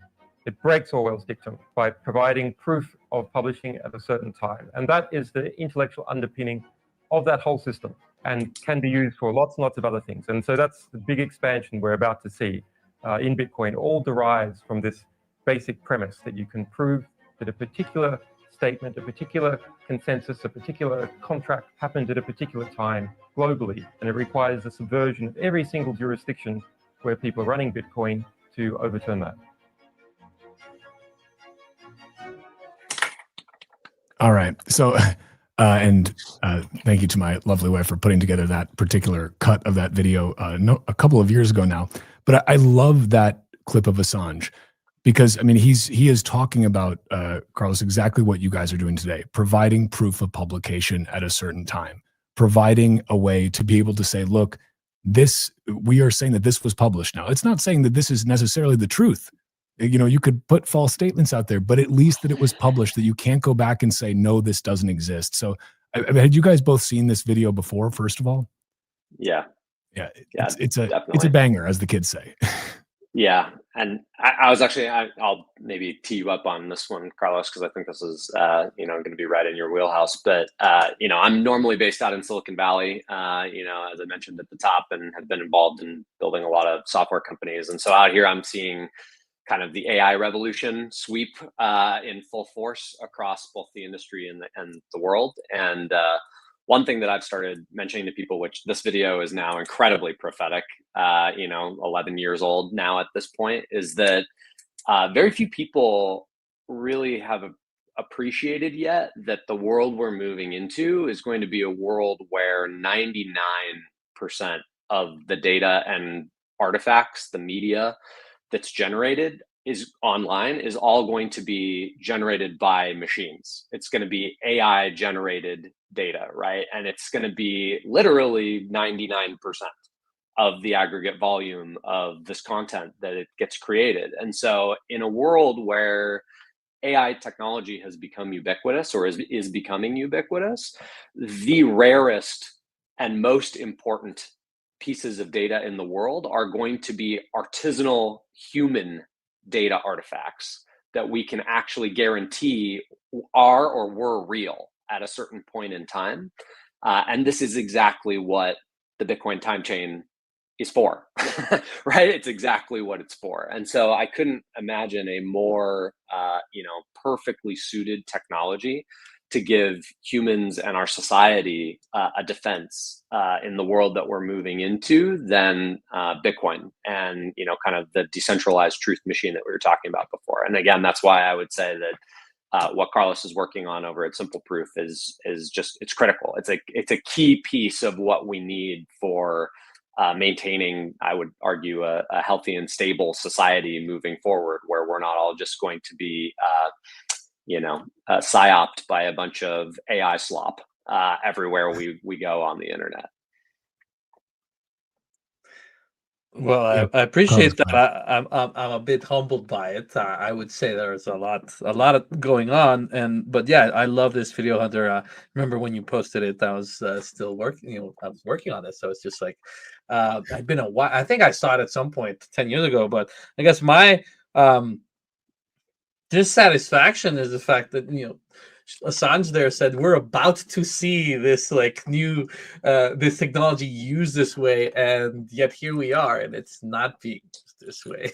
So it does beg the question of how much are we distracted by what's going on, that we're not leveraging the technology that we have to its full potential today, right? Like this could have been built 10 years ago, and I'm happy to be the one that is contributing to part of this, but I think more people need to get on this faster, because I am genuinely concerned that we might not be there in time. If it's already 99% of the internet is AI slop, can we still prevent this from spiraling out of control?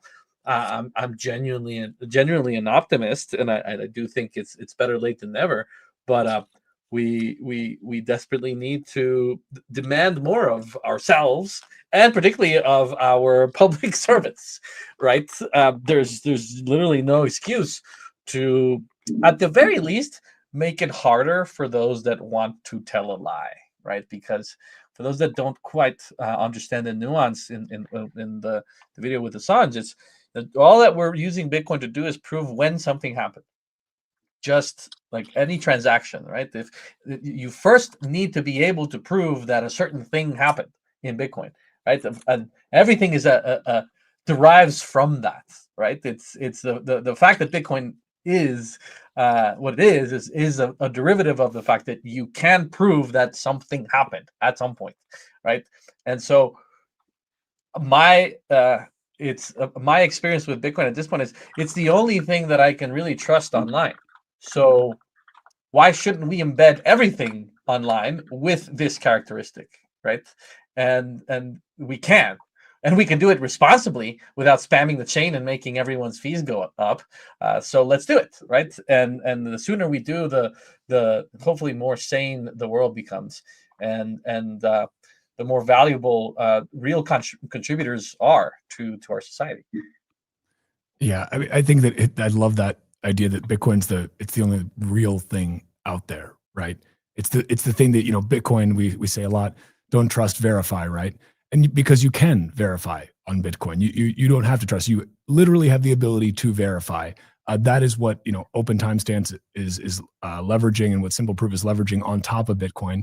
Hashing this in there. I want to get into also some of the kind of perhaps some of the reasons that maybe some people may feel a little bit, I don't know, if negatively about this, or just given some of the current debates in Bitcoin, there may be some misconceptions about what this means. Are you trying to store JPEGs on the time chain, Carlinho? Like, we can get into that a little bit.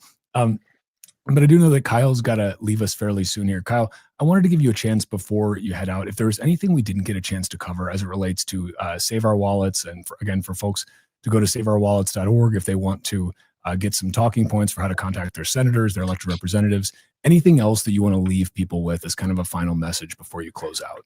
Yeah, thanks. I appreciate that, Walker. I think you actually kind of touched on a great send off right there, which is, the whole point of the Satoshi Needs You campaign that we launched over the last couple of weeks, and that we're trying to bring to all the physical, kind of regional hubs around the country to make Bitcoiners aware is exactly this. It's don't trust, verify, right? Everybody got involved in the Bitcoin community to help direct the government in the direction that we thought was most beneficial for us as Bitcoiners last year. And, a lot of people just kind of like assumed that the job was done and kind of tuned out, checked out. And, that's kind of the historical Bitcoin sort of, personality. We have kind of in this community an allergy to interacting with the government, and for better or worse, that is something that I think we need to grow past, right? What got us here won't get us where we're trying to go, kind of philosophy. And so, yeah, I mean, the idea here is that, we have the opportunity to really make a huge impact for Bitcoin on a long scale in the American legal system. And we just need everybody to get engaged. So if you're hearing, my voice, and you're, interested at all in Bitcoin's longevity, we really need you to pick up the phone and contact your Congress people and get involved in this campaign, and just be aware of what's going on, and, be vigilant, right? Eternal vigilance is the price of liberty, as we, are told by our founding fathers. And so this is a moment where we just need everybody to be vigilant and lean in and stay engaged. So you can go to saveourwallets.org, sign up for alerts, get all the contact information you need for your Congress people. We can even give you a form letter if you want to, write a form letter. But long story short is just, we need to keep eyes on this bill all the way up until the final moment. So expect to hear more updates from us at Save Our Wallets and, kind of the policy community, BPI and others. We want to make sure that everybody is watching this like a hawk, and, that we're making sure that we end up in, a future where Bitcoiners have the right to transact, the right to privacy, right to free speech, and to economic freedom. So and with that, it was great to be on, and look forward to talking to you again in the future. Thanks so much, Kyle. Appreciate the work that you're doing. Again, saveourwallets.org for folks. And appreciate all the work that BPI does as well. Again, I've said it before, I'll say it again. I'd rather live in a country where we have a lot of Senator Lummises than a lot of Senator Elizabeth Warrens. And I think we can all agree with that. So Kyle, thanks so much. Appreciate your time, and hope to talk to you again soon. See you guys. Be well. Thanks. So Carlos, one of the things I want to talk to you about, I hinted at this a bit before Kyle spoke just now, this idea that I think some people, if they're hearing this right now, because we're at a bit of a contentious time in Bitcoin, it appears that people, even though we all have the same consensus rules, apparently people are deciding who is a Bitcoiner and who is not a Bitcoiner based on what node implementation they run. Some people may be under the impression that what you guys are doing at Simple Proof is somehow spamming the time chain, or you're somehow spamming. How are you encoding this data? Can you walk us through a little bit how this actually works, how you guys do this with open timestamps, and why this is actually a really elegant, simple, and efficient way to encode this data in Bitcoin, just to clear up for anybody who's confused? Of course. And thank you very much for that opportunity. I'll start out with saying open timestamps has been around since 2016. You can go to read the protocol yourself, run a calendar, play with it on your own node, opentimestamps.org. All that is required is a 32-byte hash digest on an op return. So what does that mean for folk? It's none of the Bitcoin implementations that are out there that are restrictive, that are filtering, imposes any kind of limitation on open timestamps, right? As far as I know, the most extreme version is a 40-byte limit. Maybe that I'm mistaken. I'm not following the movement as closely as others, but there are no current folk that I am aware of that are calling for a Bitcoin client that would affect your ability to use the open timestamps protocol. So my understanding is the current issue is on increasing the limit on op return towards, I think the upper bound is 100 kilobytes. So we require 32 bytes. That is like fractions of a percent to what the concern is at the moment. So I've yet to meet a single person that is against this. And actually, most of the folk that are in support of knots are actually usually going to refer to you to open timestamps because it's the most data efficient way of using Bitcoin as a proxy for time. So maybe something that's helpful, if I can share my screen, I can show people an example. So let me see if I can bring this up.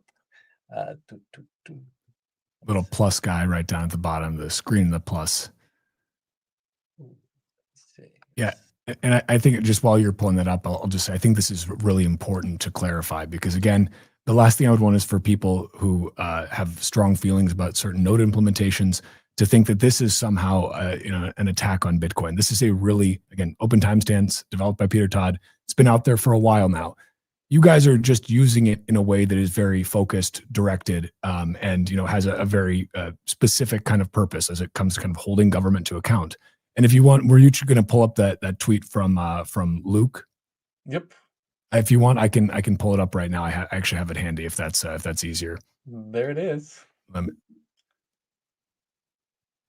You got it up, or you want me to pull it up there? Yeah, I have it. I think you have to. My screen is up there. Oh, let's see. Okay, you have to bring it in. Okay, hold on. There we go. Sorry, still getting used to this whole live streaming thing. Okay, there we go. You're good. So for those that don't believe me, let's just use Mr. Luke Dashier as an example. He specifically says you could use something like open timestamps. This specific tweet is a response to Grubel's pointing out that the US government used op return to publish a SHA-256 hash of a PDF. So what are they talking about? And why would Mr. Luke Dashier ever recommend something that was built by Mr. Peter Todd? So it's a very curious little rabbit hole, but basically, let's use the example. U.S. Department of Commerce posts second quarter gross domestic product to the blockchain. This happened in August 28th, so about a month and change ago. And a lot of folks did not really think this, consider this a nothing burger. I understand where you're coming from, but if you go down to the details of this announcement and actually get it from the source, not the media that's talking about it, but rather the U.S. Department of Commerce, you'll find this link that takes you to this PDF here. That's gross domestic product, corporate profit, second quarter 2025. You are looking, ladies and gentlemen, at the first federal document produced by the United States government to be verifiable on Bitcoin. So I think that's actually a big deal. right? If only all things that were produced by the federal government had this characteristic, it's not wouldn't save the world, but it certainly would improve a lot of things. Specifically, our ability to verify what the historical record was, right? So this little PDF with some, numbers that you probably think are bogus, and you're probably right. Regardless, it's this file itself, right? When you hash this file using SHA-256, you'll get this hash that you see on my screen. Let me pull it up a bit more. See, this is the SHA-256 hash of this PDF file. And further down, you can see that they published it on many blockchains, but obviously we don't care about the rest. We're just looking at Bitcoin. And wouldn't you know it, it's the first one. Right? So apparently they're publishing to 9 blockchains, but at least they have their priorities straight. And Bitcoin is the first one. And what they do then is share the transaction hash. So you just pop this little baby into your Bitcoin node and then copy the hash of the PDF. And of course, I have the transaction already pulled up for ease of use. And we can see that this transaction occurred on August 28th at 7 a.m. I believe this is Mountain Time, right? So we've found the transaction. We got that from the source itself. The U.S. Department of Commerce told us this is the transaction. And then if we zoom in to the timestamp, this is what it is. So we can prove that that PDF is at least as old as this transaction. And then further down, we look at the details and we copy our hashing, and there it is, C70972. You can sort of see on my screen. Let me pull it up a little bit more. So the fact that this hash exists on this transaction means that this hash, and again, that hash is from that file. And if you don't know what a hash is or SHA-256 is, think of it as like the fingerprint of that file. So the government, the federal government, specifically the U.S. Department of Commerce, fingerprinted its PDF of the GDP numbers and posted it on the internet. And now we know this, and they can't take it away because it's on Bitcoin, right? And so if everything had this characteristic, then we'd actually be in trouble. Why? And that's why Mr. Luke Dashier, again, is recommending you could use something like open timestamps, because going back to that transaction, actually further down, we see you occupy 220 virtual bytes off of the chain for a single PDF. So if obviously the federal government and all government agencies produce a number of files. And if they start doing this with everything, they're going to clog up the chain. And they have the money printer, so they can pay the sats. You and I might not. And who wants to compete against the federal government for block space? Not me. And that's where the beautiful thing about open timestamps. So there is a smart way of doing this. And the beautiful thing is we already did it with U.S. government records, specifically election records. So let me show you, right? The county of Screven in Georgia, as you can see on your screen, in November had this. This is one of the files, but this is the certification of returns. This was November 5th, 2024. So a full 10 months before Commerce was using Bitcoin in an inefficient fashion. Screven County, Georgia had already, with a PDF file. So this is the same type of file. There's no difference. And except how this works in open timestamps, and specifically with simple proof, is we obtain the hash that you're now seeing on your screen, just in the same way that you obtain a hash from any document. And then we use the open timestamps calendars that we run, and there are public ones, so you can do this yourself. And basically what I'm showing you on our screen is we create these Merkle trees. And this Merkle tree contains the hash inside it, and then a bunch of other information, essentially as much information as we could want, and all roll it up into a single Bitcoin transaction, which I'm showing on your screen, but might be hard to follow. And into that one Merkle root, that is what we publish to Bitcoin. So basically, this is all to say that you could do this for the entire, Library of Congress and all archives all over the world and roll it up into a single transaction. So everything that the United States Department of Commerce did for a single PDF, you could have rolled the entire internet into that one single transaction. And we could do this for everything all the time, constantly. So why not? I think that that's pretty amazing. It's pretty amazing how basically efficient it could get here. Like you don't, this isn't something that's going to bloat Bitcoin. You can do this in a very efficient way to be able to still encode as much data as you want to still have that, but to not worry about, okay, you're storing, you know, ungodly amounts of PDFs, you know, quote, on the blockchain. It is interesting that I remember when Lutnick made that announcement that we're going to be publishing GDP numbers on the blockchain. I thought, okay, what blockchain? I mean, you know, granted, at first I was like, maybe he's saying the blockchain because there's only Bitcoin, you know, everything else is just, you know, a centralized database. But it turns out they were publishing it on some of these other chains. I don't know how useful that is, given these chains have sacrificed things in terms of decentralization and security, but okay, whatever.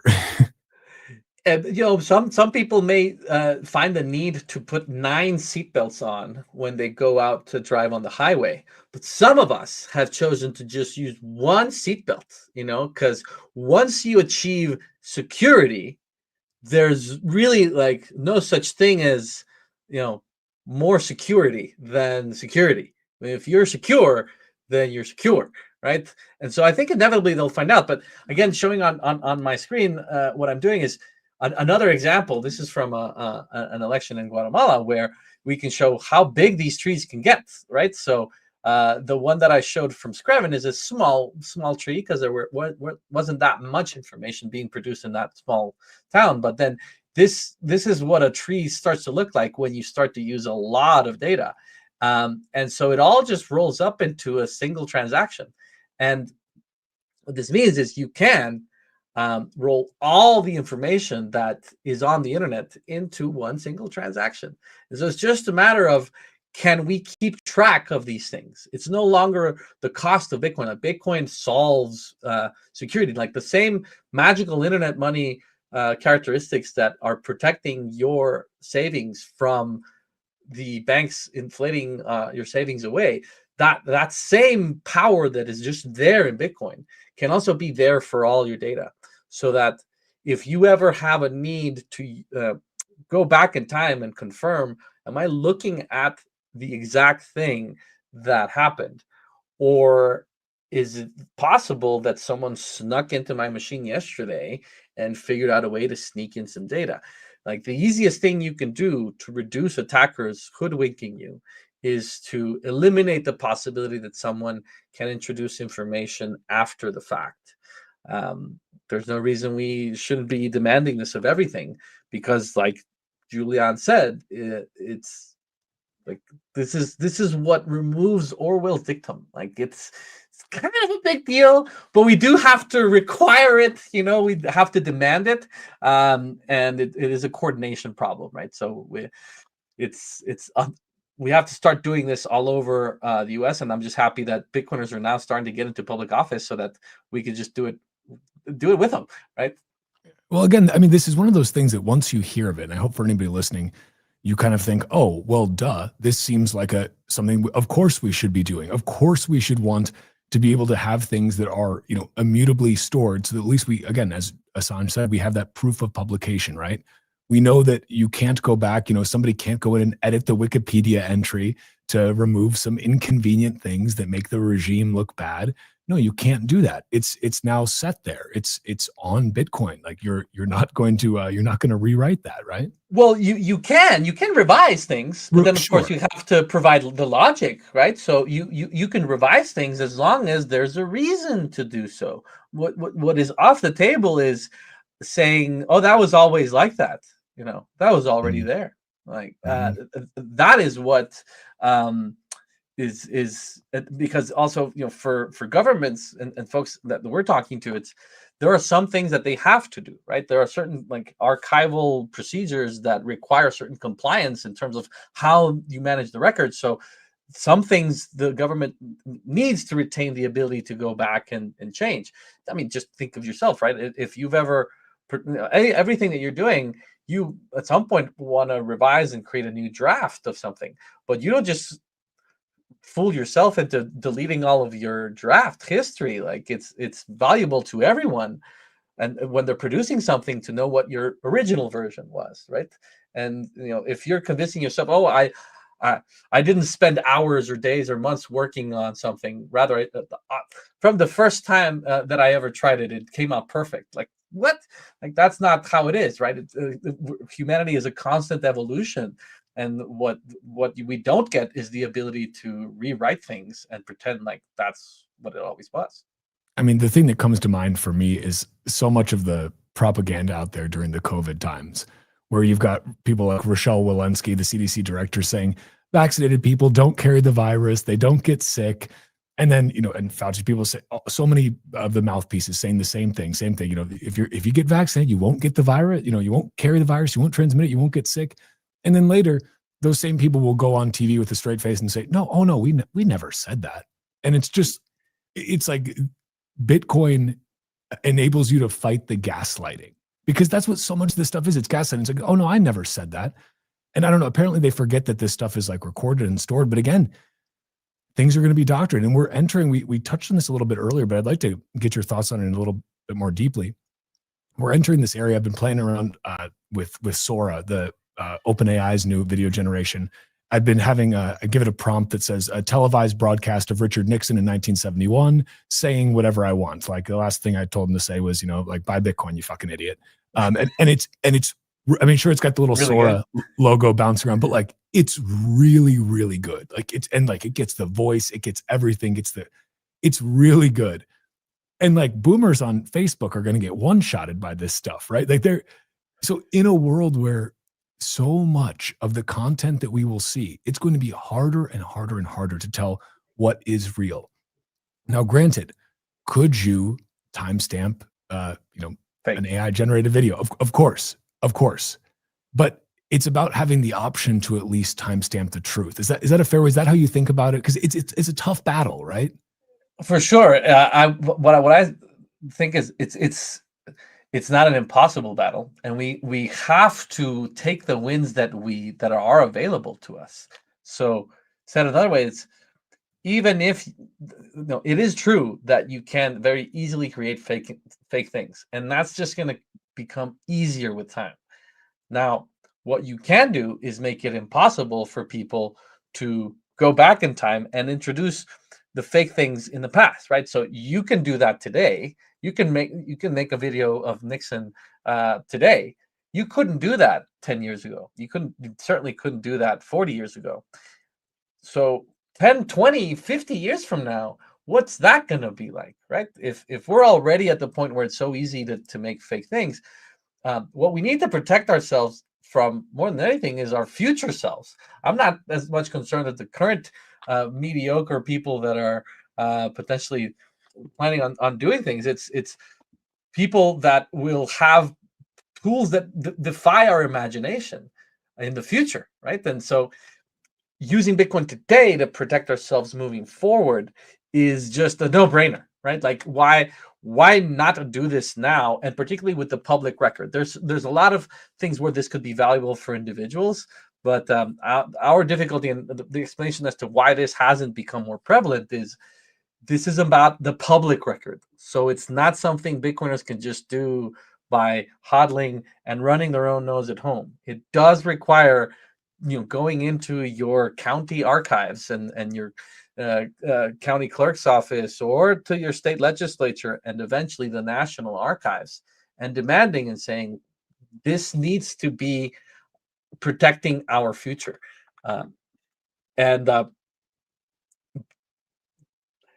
If you're making fake things, maybe you can sneak them in, but it's a lot harder. It boils down to, if we succeed in making Bitcoin the standard operating procedure for protecting records, then those things that we really care about, Kyle mentioned the price of freedom is eternal vigilance. When the record is created by the Oracle, the government, if enough eyes are there ensuring that the Oracle is honest when the record's created, then we've won forever, right?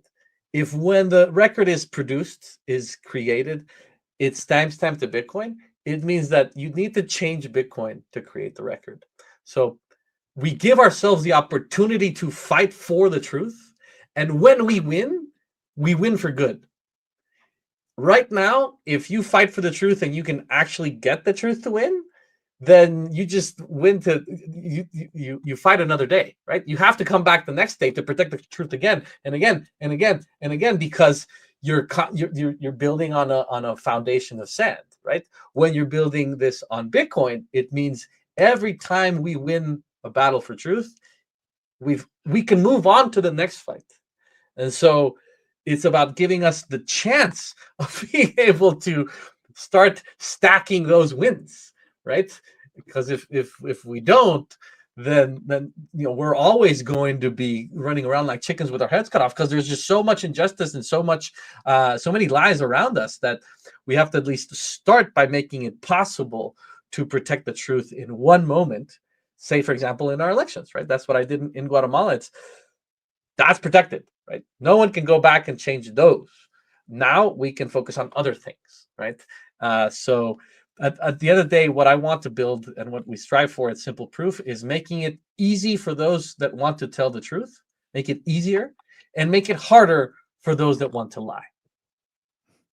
It's a heck of a mission if I've ever heard one.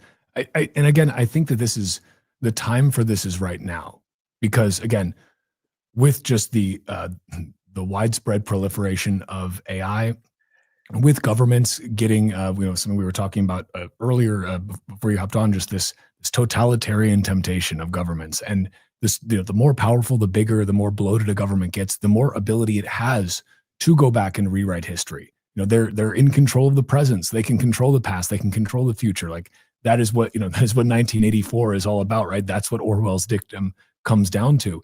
And I think that there's just never been a more important time for us to be vigilant about this. But thankfully, we have the technology, like we have the solution. It exists. Bitcoin is here, but like I still just, and this is why I'm always happy to talk to you and to tell people about this, because like we just need more people to really pay attention. I'm curious, are there any initiatives that you guys are either working on yourselves or co-sponsoring about kind of like getting people together to start like really, like going through the depth of the human knowledge that's out there to try and put the most important parts to hash them onto Bitcoin? Is there anything like that going on right now? Or are you you're more focused on, obviously you guys can't do everything yourselves. Like, are there other initiatives that are working with you at all? Yes. So the first thing is understanding that in that fight for freedom, and if you do feel that the state is becoming increasingly Orwellian, the tools are there for you to do stuff at your local level, right? Like there's no excuses, right? Like don't just sit back and watch society get lost, right? It's you can stand your ground where you are and create an example that can inspire others, right? That's what we did last year in Scranton County, Georgia, with Stacy Scott, the election administrator there. She's proof positive that there are Bitcoiners in a position of power at a local county level that can say, you know what, I'm going to use this, right? So if that's you, please reach out, simpleproof.com. That's the easiest way to find all of our socials and get in contact with us. We need more of these in the public sector, right? There's a lot of things happening privately, that you can do that is possible. Famously, Peter Todd grabbed the entire Wayback Machine and the Internet Archive and grabbed all of the metadata from 2016, I think it was, and timestamp everything, right? So there are things like that are kind of white hat hacker type things that you can do. The problem is, if at some point, the work that you do privately is, relevant to protect a historical record, then it's your word against the oracle, right? And the stack is stacked against you, right? We have to get this into the oracle itself, into the government. We have to demand that the government that's using our resources use this for the records that we care about. The easiest way to do that is if you have friends know of Bitcoiners that are in a position where they can influence how their archives, how their evidence, how whomever is in the public sector, tell them about this, because it, first of all, the best progress we're making now is the fact that there are Bitcoiners in the public sector, and what they're concerned of is having insurance on the work they do. Right? It's sure, you're in government right now. Let's say you're the mayor, you're the county clerk, whatever position you're in today, or you ran for Senate, or great, more power to you. We want to help you. But so at some point you're going to retire. You have to imagine that maybe it's possible that your worst enemy is going to sit in your office at some point, and they'll have access to those records, and they'll be able to use those AIs. Right?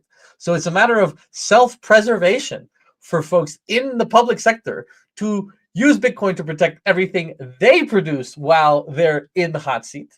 So when you retire, right, if this becomes standard operating procedure for everything you ever touch while you're in public office, then when you retire, you can retire chill, right? You're not looking over your shoulder thinking, what's so-and-so going to do now with some, the Sora app 3.0 or whatever the ChatGPT just came out of. Like, no, it's like, whomever chooses to attack you in the future will not be able to reorg the Bitcoin blockchain, so you're protected, right? So it's also a matter of appealing to people in the public sector of using Bitcoin for their own personal protection, right? It's how are you protecting your legacy, right? It's but those examples are extremely powerful, right? Because when we can show that this works, this is affordable, this is not, doesn't bankrupt anyone, rather it's actually going to save money, then slowly it becomes standard, and we, one win leads to the next, etc. Right? So it's a matter of, unfortunately, this has to happen in the public square, and we are kind of at this stage reliant on Bitcoiners helping us identify those opportunities. We do hope to share some more stories soon to inspire more folk to get involved, because it's these examples, like Stacy in the elections, are the ones that show that it can happen, right? So, but please reach out if you know anyone in the public sector that needs some rather affordable cover your ass insurance. No, I love it. And, I would actually, if you still have some time, I'd love to get into a little bit. We're gonna have to cut to a commercial break here very quickly, but after that, I'd love to talk a little bit about some of the nuts and bolts about Guatemala, because I actually think it's an incredibly instructive example. And some of the ways that they conduct their elections are actually things that people in the US have been asking for, things like paper ballots. And, if Guatemala can do it, we would think, this is nothing against Guatemala, but I'm saying you would think the United States of America could figure it out. I'd love to get in that a little bit. We'll cut to a quick commercial break. We'll come back and we'll discuss why the heck America can't get its act together when it comes to our elections. Stay tuned. We'll be right back. The future of capital markets runs on Bitcoin. Introducing Roxum, the first ever exchange where Bitcoiners can trade treasury stocks entirely in BTC. Get exposure to top Bitcoin holding companies like MicroStrategy and Metaplanet, priced in Bitcoin from the start. No fiat, no middlemen. This is what financial freedom looks like. Early access now live at roxum.com/treasuries. Built by Bitcoiners for Bitcoiners.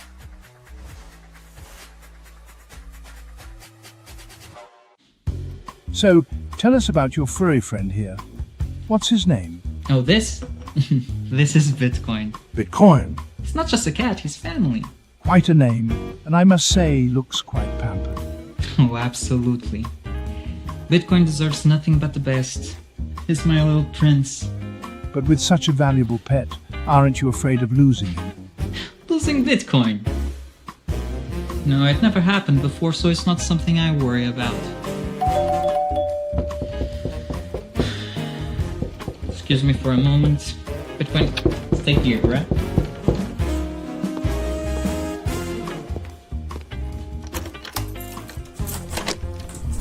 Bitcoin, no! Bitcoin, come on, little buddy, Bitcoin, I need you, don't go!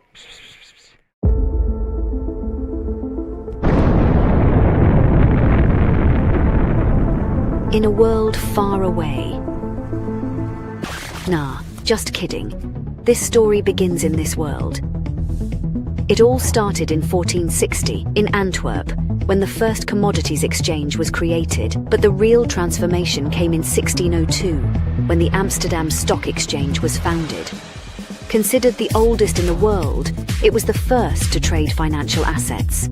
Over the years, Britain expanded its colonial and maritime influence, and the British pound sterling overtook the Dutch guilder in the market. Thus, the London Stock Exchange became the financial centre of the world. The 20th century came, and the world got into some trouble. But shortly after World War II, the Bretton Woods Agreement established the dollar as the world's primary reserve currency, and the center of the planet moved to Wall Street. Today, we're traveling at the speed of light towards a new age, an era shaped by the consolidation of Bitcoin as the currency that will define the future of the markets. We present Roxum, a new Bitcoin-denominated market that allows trading all sorts of securities, commodities, derivatives, options, and anything you can imagine. Roxum, rock-solid markets. Security matters. Zappo Bank, the only way to bank your Bitcoin. Apply now at zappobank.com.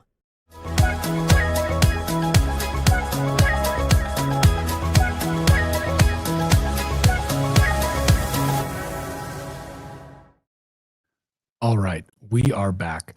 So I remember talking to you about the elections in Guatemala. And for those that are just joining us here, we have Carlos of Simple Proof.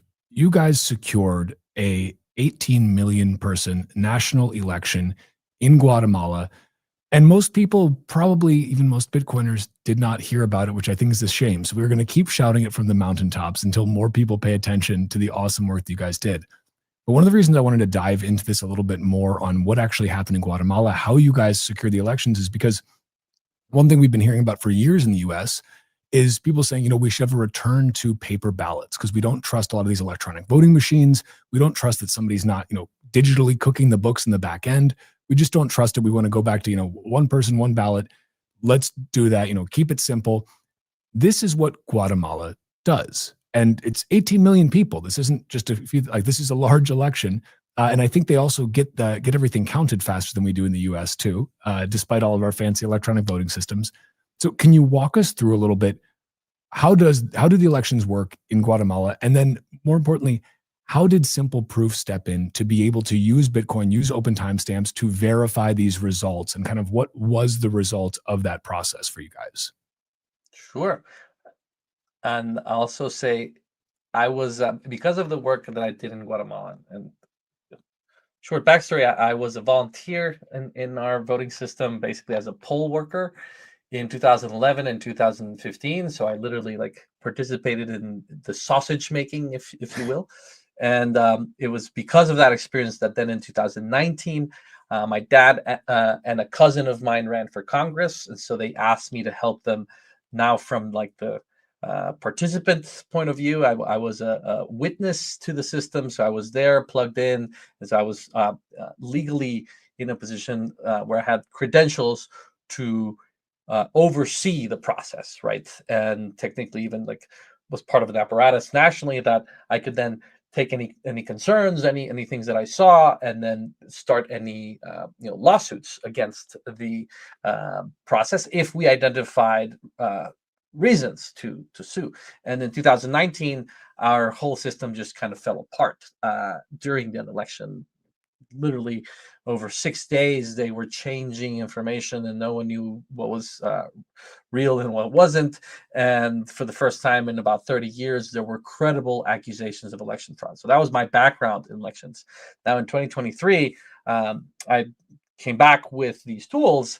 And as a result of that, I was one of the things that happened was I was invited in 2024 to be an election observer in Mexico. And so everything that I'm going to describe now is actually the same in Mexico. So yes, sure, Guatemala has 18 million people, but then Mexico has 100 million people, right? And it's the same over there. Mexico has, I believe it's 23 separate states. So Mexico is a federation, and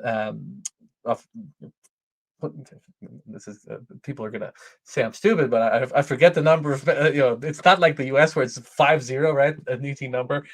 In Mexico, it's 20 some odd, and so each one of those states operates similar to how Guatemala does, right? So Guatemala is not a part of federation, so we are our own state, and in that sense, it's where it's 18 million people, so larger than 45 out of 50 states in these United States.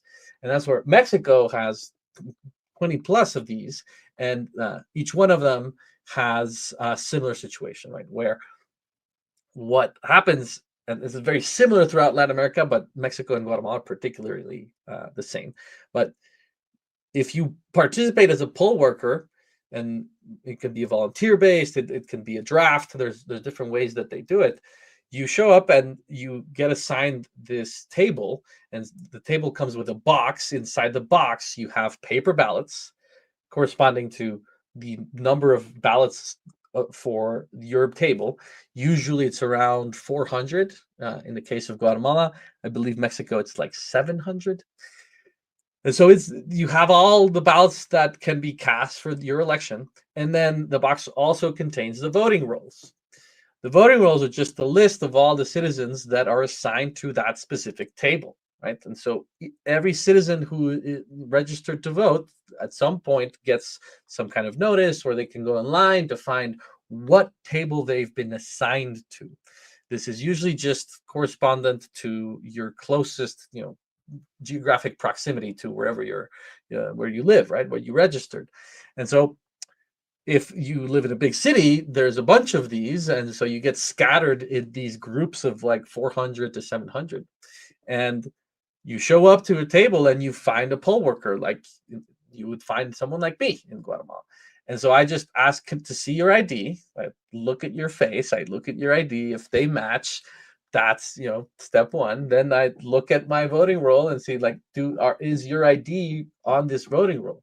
And if it is, I give you your ballot. And that's the voter identification.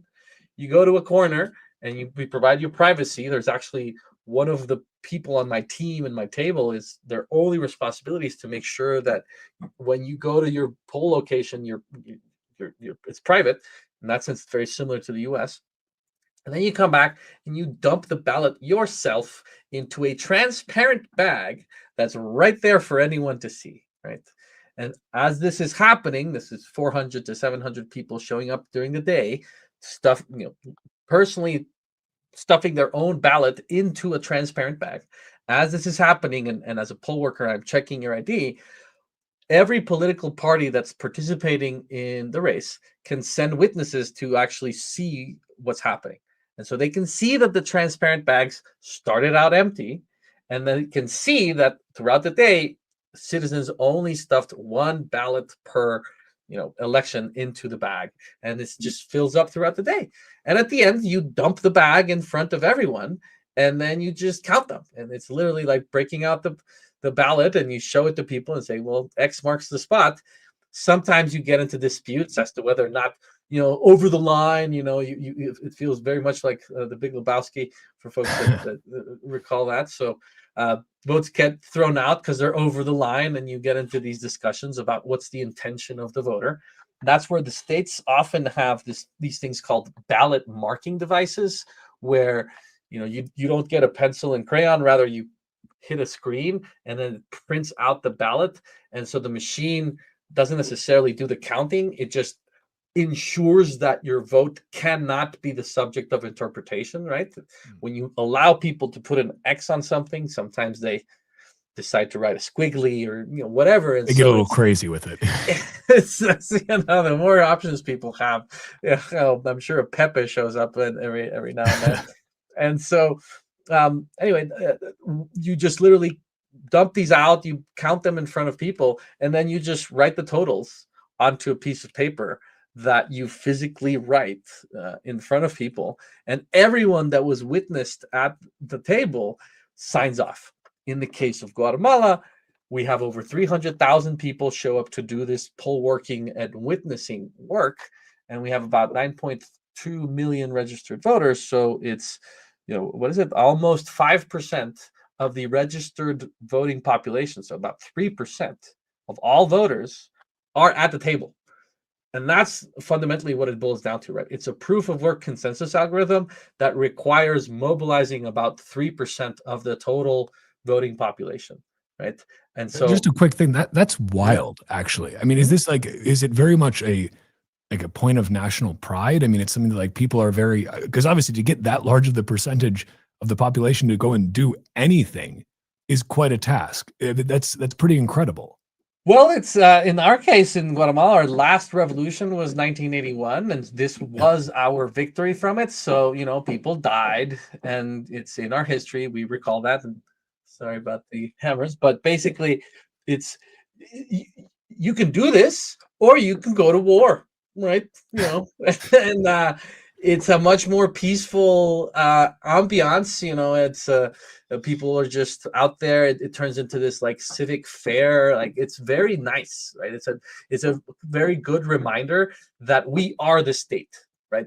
The government isn't the state. The government isn't this ephemeral thing. It's just a reflection of who we are, and we have to be involved in it, and we have to be responsible for it. And if we don't participate in deciding and building the consensus algorithm for the transfer of power, then it will inevitably be corrupted, and that road leads to war, right? That's, you know, and it's costly, right? You have to mobilize 3% of the registered voting population into these decentralized little tables, but because you're creating these tables in like 400 to 700 vote increments, those tables are capable of processing this in real time on election night. And once they finish their work, you just take a picture of what you did, you upload it to the internet. This is where we came in. That's simple proof. I can share my screen to share this with people, but that's the only moment that's really when you can't use machines. Sorry, you can't use people anymore, right? Like you need, when you need to broadcast the results to the network, you have to be connected to the internet, right? But before then, it's better to do the dispute resolution in person, right? Because the other thing is when you do dispute resolution in person, usually, there are some occasions where it gets violent, but usually people are, much more civil when they're in, face to face, right? When you're on Twitter, you can call each other all sorts of things, but when you're face to face with people and there are cops around, and it's just, children, and it's just your community. You're at the school, you're at church, you behave yourself, right? And it's just a matter of, okay, look at the paperwork and decide, what does it say, right? 400 people showed up. What did those 400 people say? And that's all that we're here to do. We're not here to call them stupid or berate them for their choices. We're just here to record what they said. And if all of us get together and communicate that, then it's reliable, right? And so once they're taking pictures of it, all this is kind of basically done in meat space until this point. This is all done in IRL together. There's obviously a ton of people who are kind of all looking over each other's shoulders, like making sure nobody's doing anything funny. That picture is taken. That is when you guys come in. So that's when they are hashing that with simple proof, and that is being stamped on the time chain, right? Exactly. And so it's not individual ballots. It's not, and this was Guatemala, right? This is in the case of Guatemala, it's not the individual ballots. In other places, we are working with individual ballots, but in the case of Guatemala, we are not. Here, we're looking at trep.gt. That's the website. You can do this yourself. I click on the left one here because this is the general election from 2023.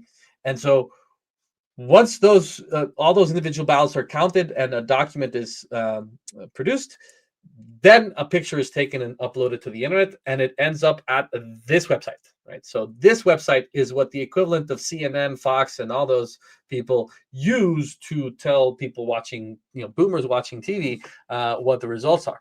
And so you can see it's selecting Presidente up here. This stands for president. 2023, I can select between different elections, but I'm just going to look at the election or the president election. And what they're saying is 121,227 of these documents made it to the internet, which is the total out of 122,293. So 99.1%. So very good numbers. What happened at those other ones? Unclear. Basically, there was some kind of tussle and the voting didn't happen, but it's a small percentage, so it didn't affect the results. Further down, you can see this is our map. So for those that have never seen it, it's Mexico is over here in the northwest. After Mexico is the U.S. And then further south there's El Salvador and Guatemala, but El Salvador and Honduras. This is what Guatemala looks like, 18 million people. And then if you keep going down, the system shows you the national results. So there's all these bar graphs represent each of the political parties. We have the opposite of not enough choices. We have way too many. Wow, I was going to say that is a lot of parties. Yeah, we just have Coca-Cola and Pepsi-Cola here. You guys have Fanta, Mountain Dew, just all sorts of things. Crack cocaine and methamphetamine. I mean, everything. Everything's on the menu, my friend. It's not necessarily a good thing, right? So careful what you wish for. But anyway, these are national numbers. It's hard to keep track of that. I could just put any random number here, so 7492. And so now instead of looking at the national totals, I have drilled into table number 7492, and this is where it's located within the country. So now when I go down, I'm looking at the smaller numbers. So a table of about 400 registered voters. How did that break out? And so it's no longer tight, giant numbers, but it's still just a database. So how do I trust this?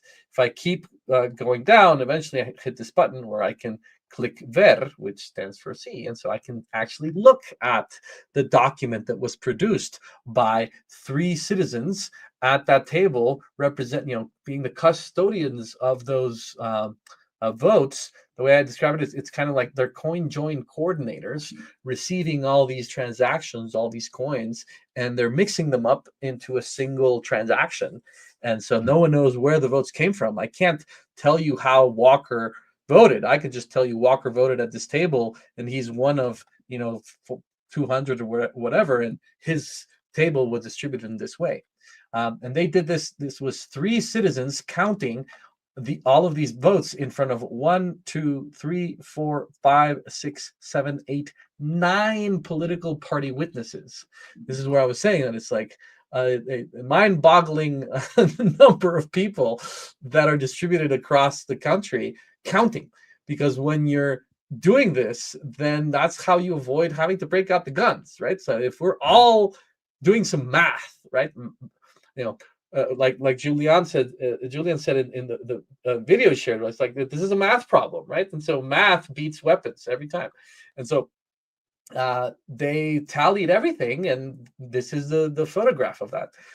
But the question is, today is October 2025. This happened June 2023. How do we know we're looking at the picture that was actually produced on election night? And that's where we come in. So when this document hit the internet, it was copied over on our servers, and so we very proudly say we received this document on June 26th at midnight, so 12:05 a.m. Mountain time, and this is the SHA-256 hash of that document. So as soon as it appeared on our website, we just wrote down the hash, and then we promptly went over to Bitcoin and got confirmation on block number 795967, and that block has this timestamp. So it was a little bit after we received it, so 12:05, and we had confirmation by 12:42. For whatever reason, this block took a little longer, right? Almost 40 minutes to mine. And so anyone can download the source file. So this is literally, you can just download. And what is that? It's the same thing I showed you earlier, right? So anyone can download it and check the hash. For those that don't know what a hash is, think of it as a fingerprint. So even the smallest of changes would affect the hash. So we're providing you the proof that the hash is what it is. But then below that, we're providing you the OTS file. And the OTS file stands for open timestamps. This is how we prove that that hash can be found on a Bitcoin transaction.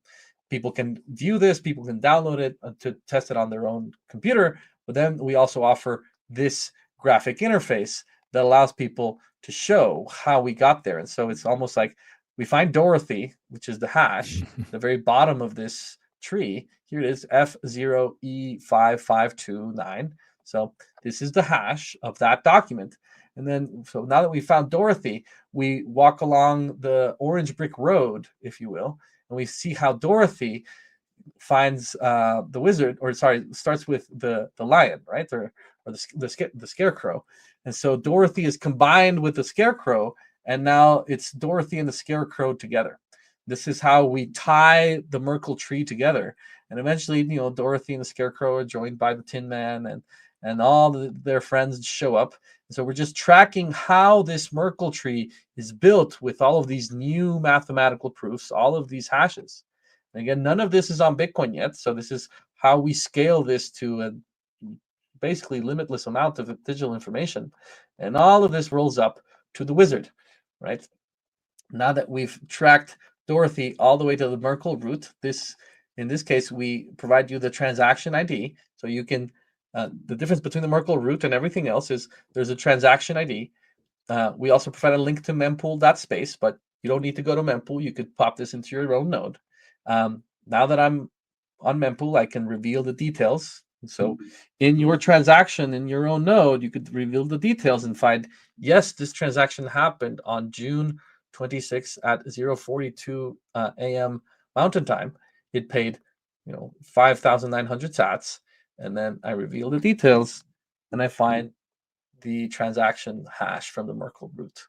So with one single transaction on a single block, we can prove all of the election records that we received in that 10-minute window are provable on Bitcoin as of that moment. So it means, sure, maybe someone could have created fake information that night and gotten past our cybersecurity and implanted it on the internet. But if that didn't happen, or even if that did, no one can change the information after the fact. So we can now sit here in 2025 looking at this election, and it's actually the first election and really the first public documents in the history of humanity that anyone will be able to go back in time and prove to themselves that this document and all of the ones like it, the 120,000 that were produced on election night, were produced by the Guatemalan people as a result of their elections. And this was all done that same night.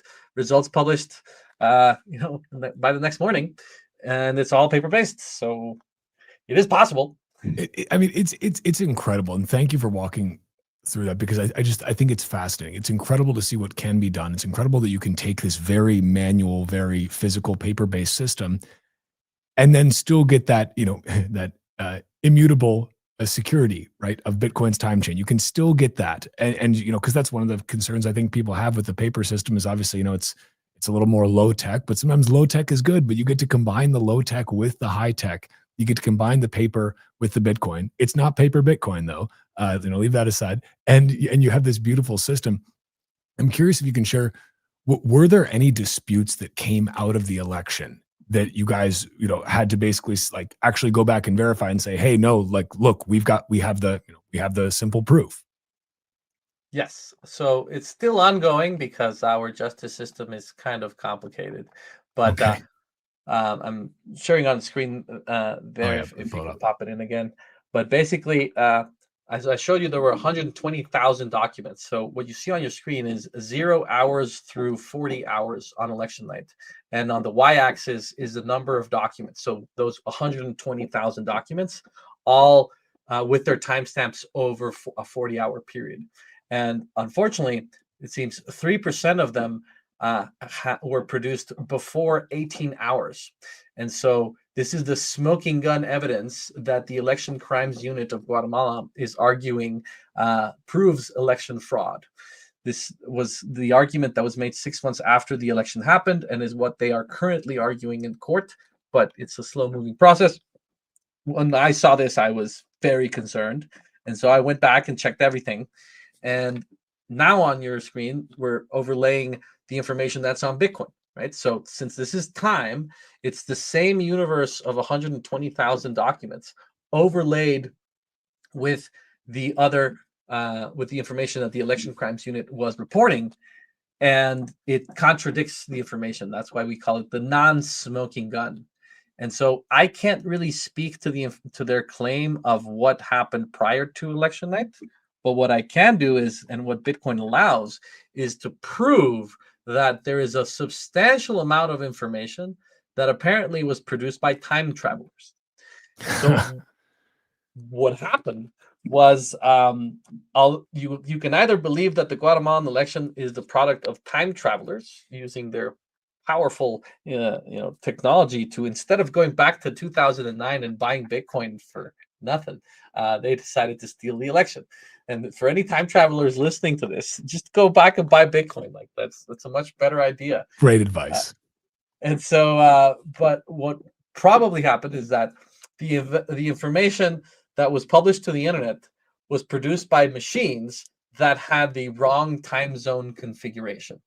So Guatemala's time zone is currently Mountain Time, sometimes Central Time. So we are GMT -6, and only 44% of the machines that were in Guatemala were set to the right time zone.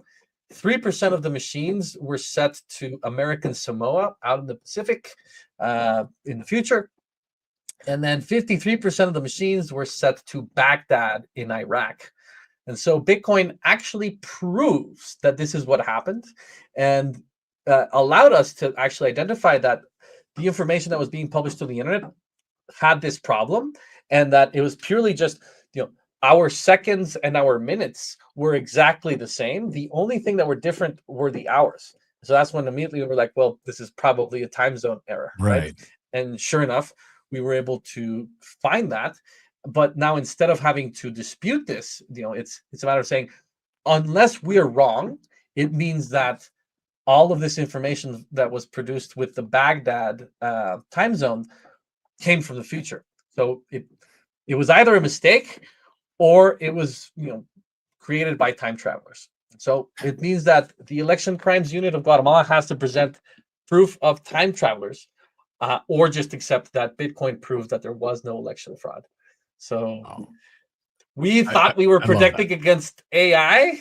Turns out we were protecting against ourselves and just human mediocrity and stupidity.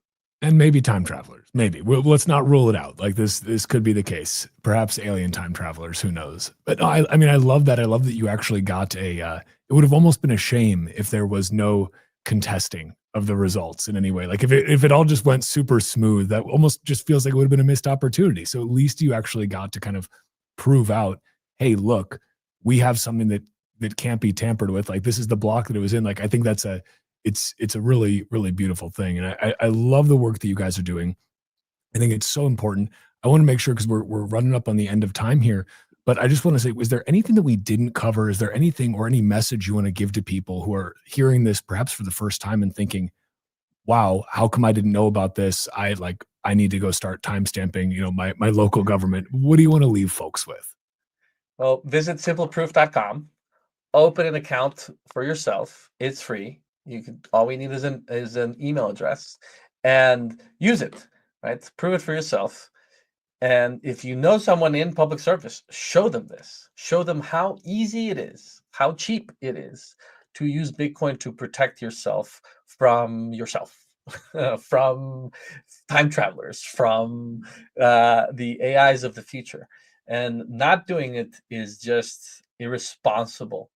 And it is we are not using Bitcoin to its full potential. And that is a shame.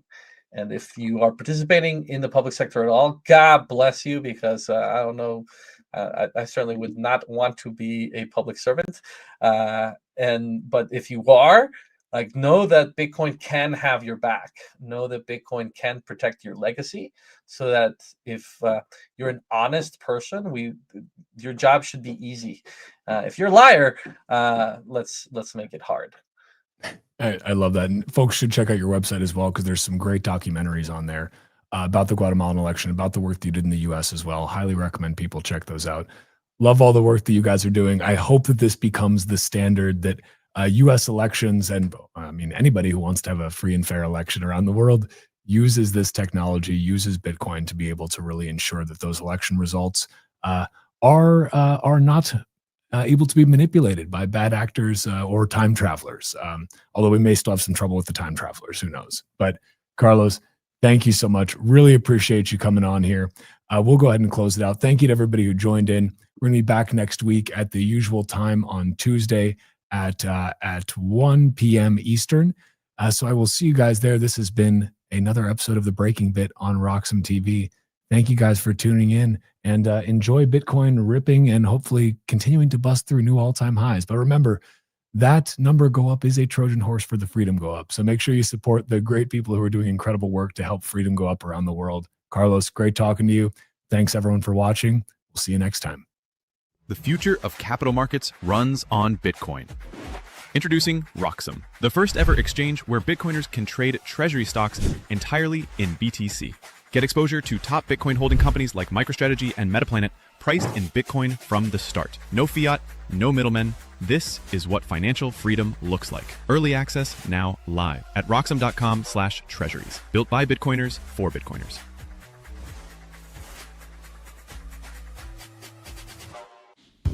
So, tell us about your furry friend here.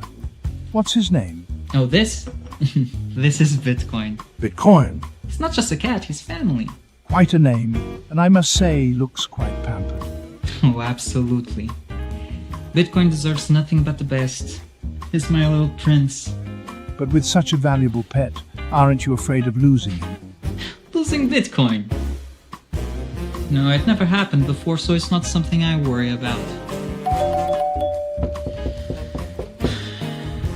Excuse me for a moment. Bitcoin, stay here, right?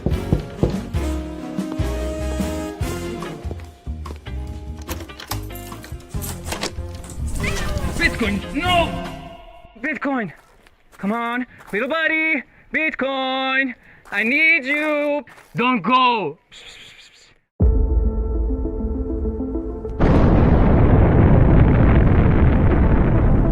In a world far away.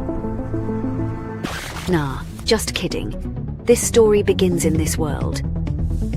It all started in 1460 in Antwerp, when the first commodities exchange was created, but the real transformation came in 1602, when the Amsterdam Stock Exchange was founded. Considered the oldest in the world, it was the first to trade financial assets. Over the years, Britain expanded its colonial and maritime influence, and the British pound sterling overtook the Dutch guilder in the market. Thus, the London Stock Exchange became the financial centre of the world. The 20th century came, and the world got into some trouble.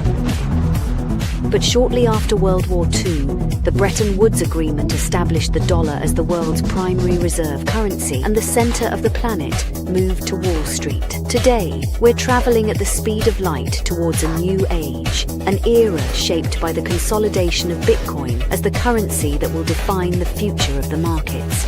We present Roxham, a new Bitcoin-denominated market that allows trading all sorts of securities, commodities, derivatives, options, and anything you can imagine.